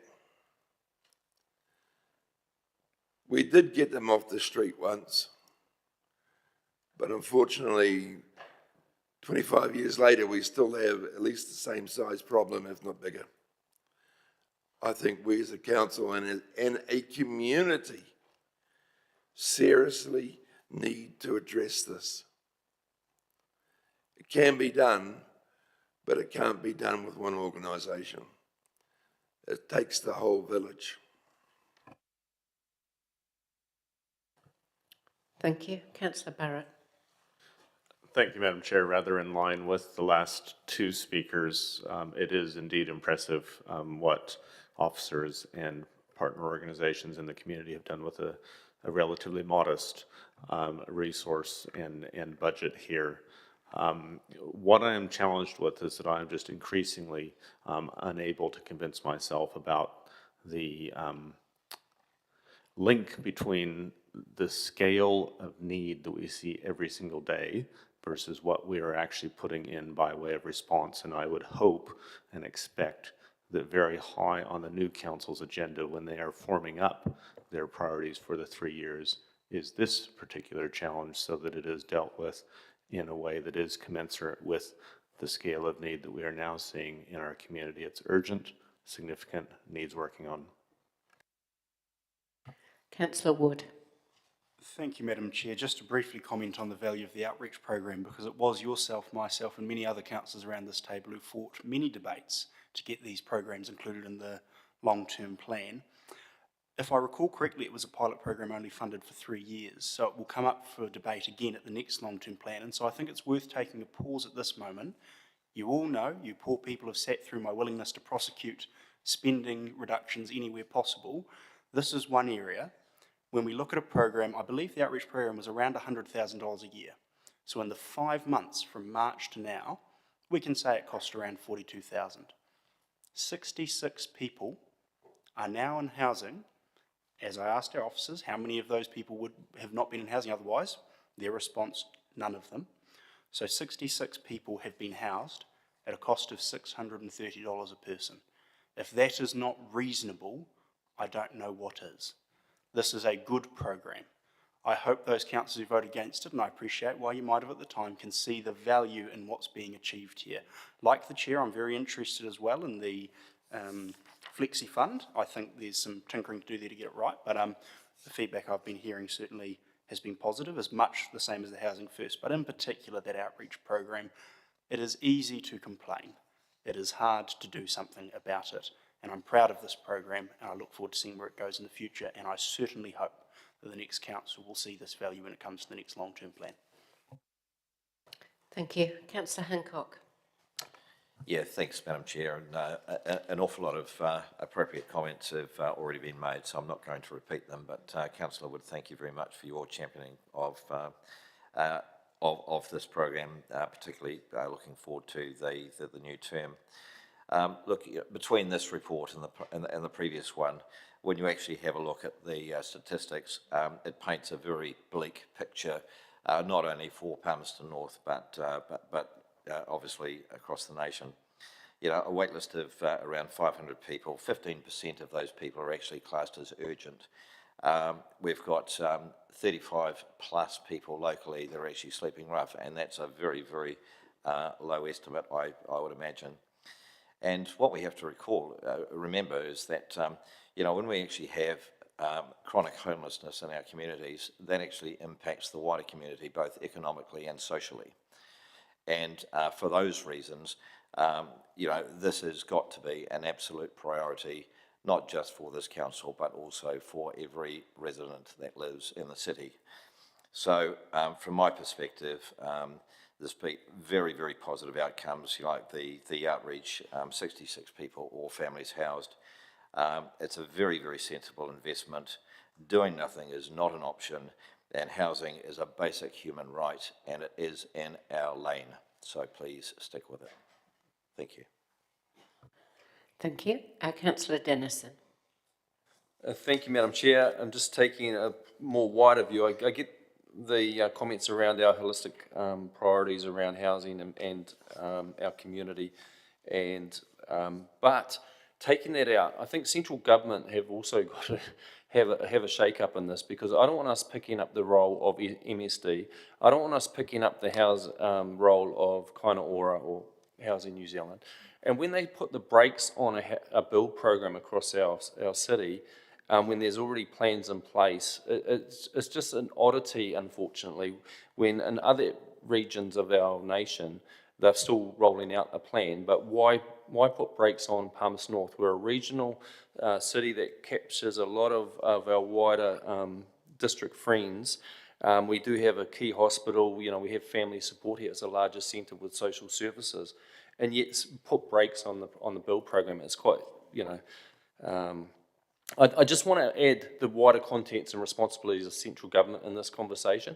I don't want us to be picking up the responsibilities solely. I'd rather be partnering as a minor partner to the central government, and I think that would be a fairer balance to be positioning that for the respect of all our ratepayers of the city. Thank you. Thank you, councillors, for your comments. Some very good comments made, and you know, I think the level of investment for the outcomes that have been achieved is extraordinarily good. So let's hope it continues in that vein over the next couple of years, and we will now take the vote.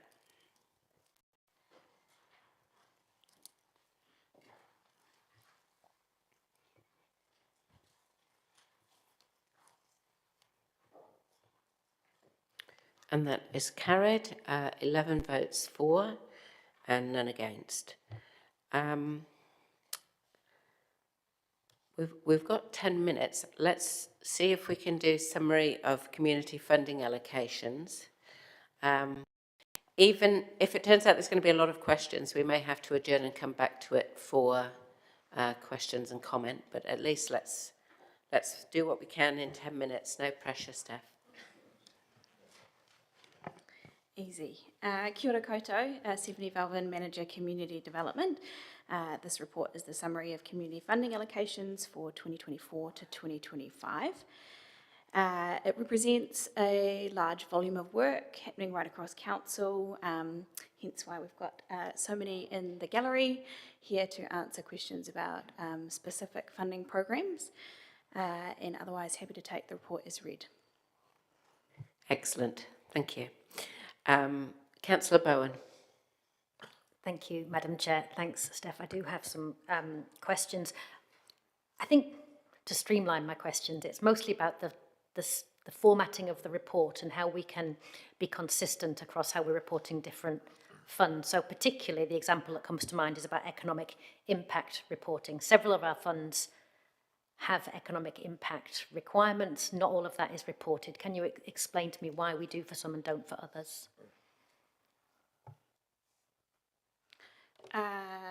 So with the events funding, I understand there's a separate report where it goes into more detail, so that's why it's sort of a light touch in this report. Other than that, it would be the sponsorship fund. So if there's anything specific that you're wanting to see included, happy to take that feedback. Yeah, I think it's about that consistency of how we report against all of the funds where we can compare. So accepting that there are other reports that sit below this, maybe. Is it possible that we have a more standardised template so we can compare apples and apples in what we're funding? We can look Have a into look at that. it. Lovely, thank you. A question about the multi-year deals for major events. When we agree a multi-year deal, does that stay the same across the 3 years, or is that CPI adjusted throughout the period? Luke's I'll waving. refer to Luke, yeah. Which way are you going? That way? Luke McIndoe, Manager Partnerships, Venues and Events. It's not CPI adjusted. We set a 3-year contract and it doesn't adjust over those 3 years, and there's an annual review which doesn't affect the funding unless there's concerns. Great, thank you. And while you're there, Luke, in that you talked about a tool to help with marketing and demonstrating economic impact about to come online. To help with those major events, can you say more about that? Sorry, can you just repeat that? I've written notes, hang on. It was 4.7 talked about a tool to help with marketing and demonstrating economic impact. We're about to provide that to the people that we fund in order to help with their uptake.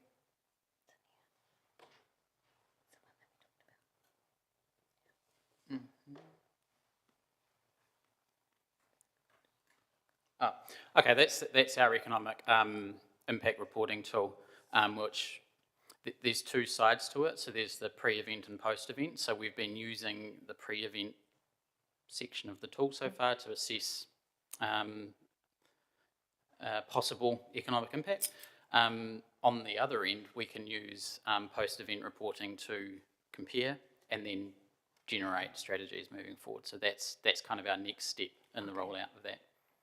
And is so the tool to help with marketing is a different thing? Tool with marketing. I mean, there's a few initiatives to help with marketing. That might be slightly confusing wording there. Okay. But yeah, there's a couple of initiatives that are due to be rolled out in conjunction with the marketing team. Yes, I was referring to the paragraph that said these event organisers need help to increase visitation to the city with specific marketing guidance and support to demonstrate economic impact. So it's the help to increase visitation with specific marketing guidance that you've got some other tools on. It's more initiatives than tools, but Okay. there's things in the works in the next couple of months. Good. And probably my last one. In 4.8 in the Sports Events Fund, it talks about working with hospitality providers, which might be a Sport Manual 2 question, I don't know. Is that more for you?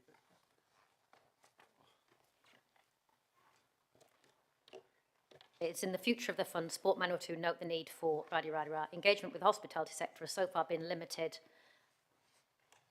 but plan to continue.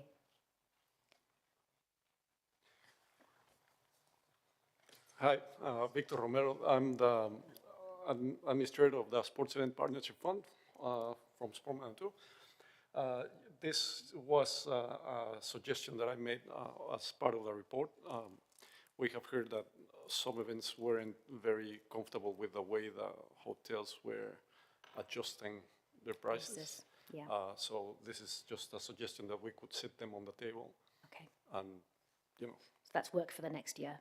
Yes. Lovely. Thanks, Victor. Appreciate you popping up to answer that. That's me, Madam Chair. Councillor Naylor. Thank you. Just a quick question from me. I had page 102 and 5.4 talks about the upcoming support and funding policy review. I'm just wondering when that's scheduled. So it's scheduled for this current financial year. Working on the project plan at the moment in terms of the schedule, but expecting that would be kicking off this calendar year and probably bridging over into early next calendar year. Okay, thank you. Councillor Meehan. Thank you, Madam Chair. Page 93, I'm just looking under the Sports and Rec, where a Pro Series Combat Sports Barbed Wire Fight Club was funded. I'm just wondering if there's any process where in your funding, I've just got to be careful how I go about wording this, sorry. Where you go about your funding, if you choose to check with local organisations involved in the similar sports as to whether the their views on the funding, or if you can follow my drift, sorry, Madam Chair. I understand the question. Could you just refer to the Page 93. I just have different page numbers, sorry, the bullet point number. Is there a... It's sports and recreation funding. Sorry, let me... Okay. 4.9.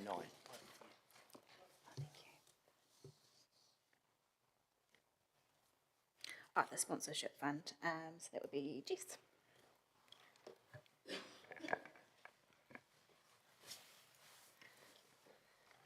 Kia ora, Jessica Papel, Marketing Manager. We assess all applications as they come in, so I hear your point around is checking with the local organisations on that fund and that one particular. It wasn't something that we did, but I think us all reflecting back, that is something that we need to do going forward, because we did get feedback that it was there was conflicting views on that event itself. So yeah, we take that on to talk to the local organisations going forward about that. Thank you very much. I don't need to take that any further. Thank you. Councillor Isabellan.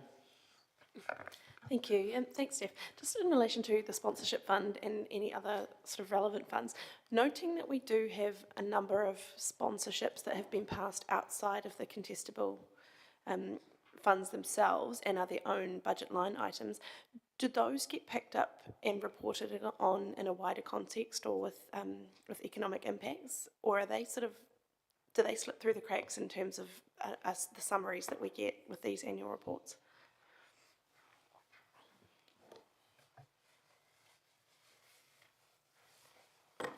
So no, they don't get reported back on. I manage most of those other sponsorships that we have.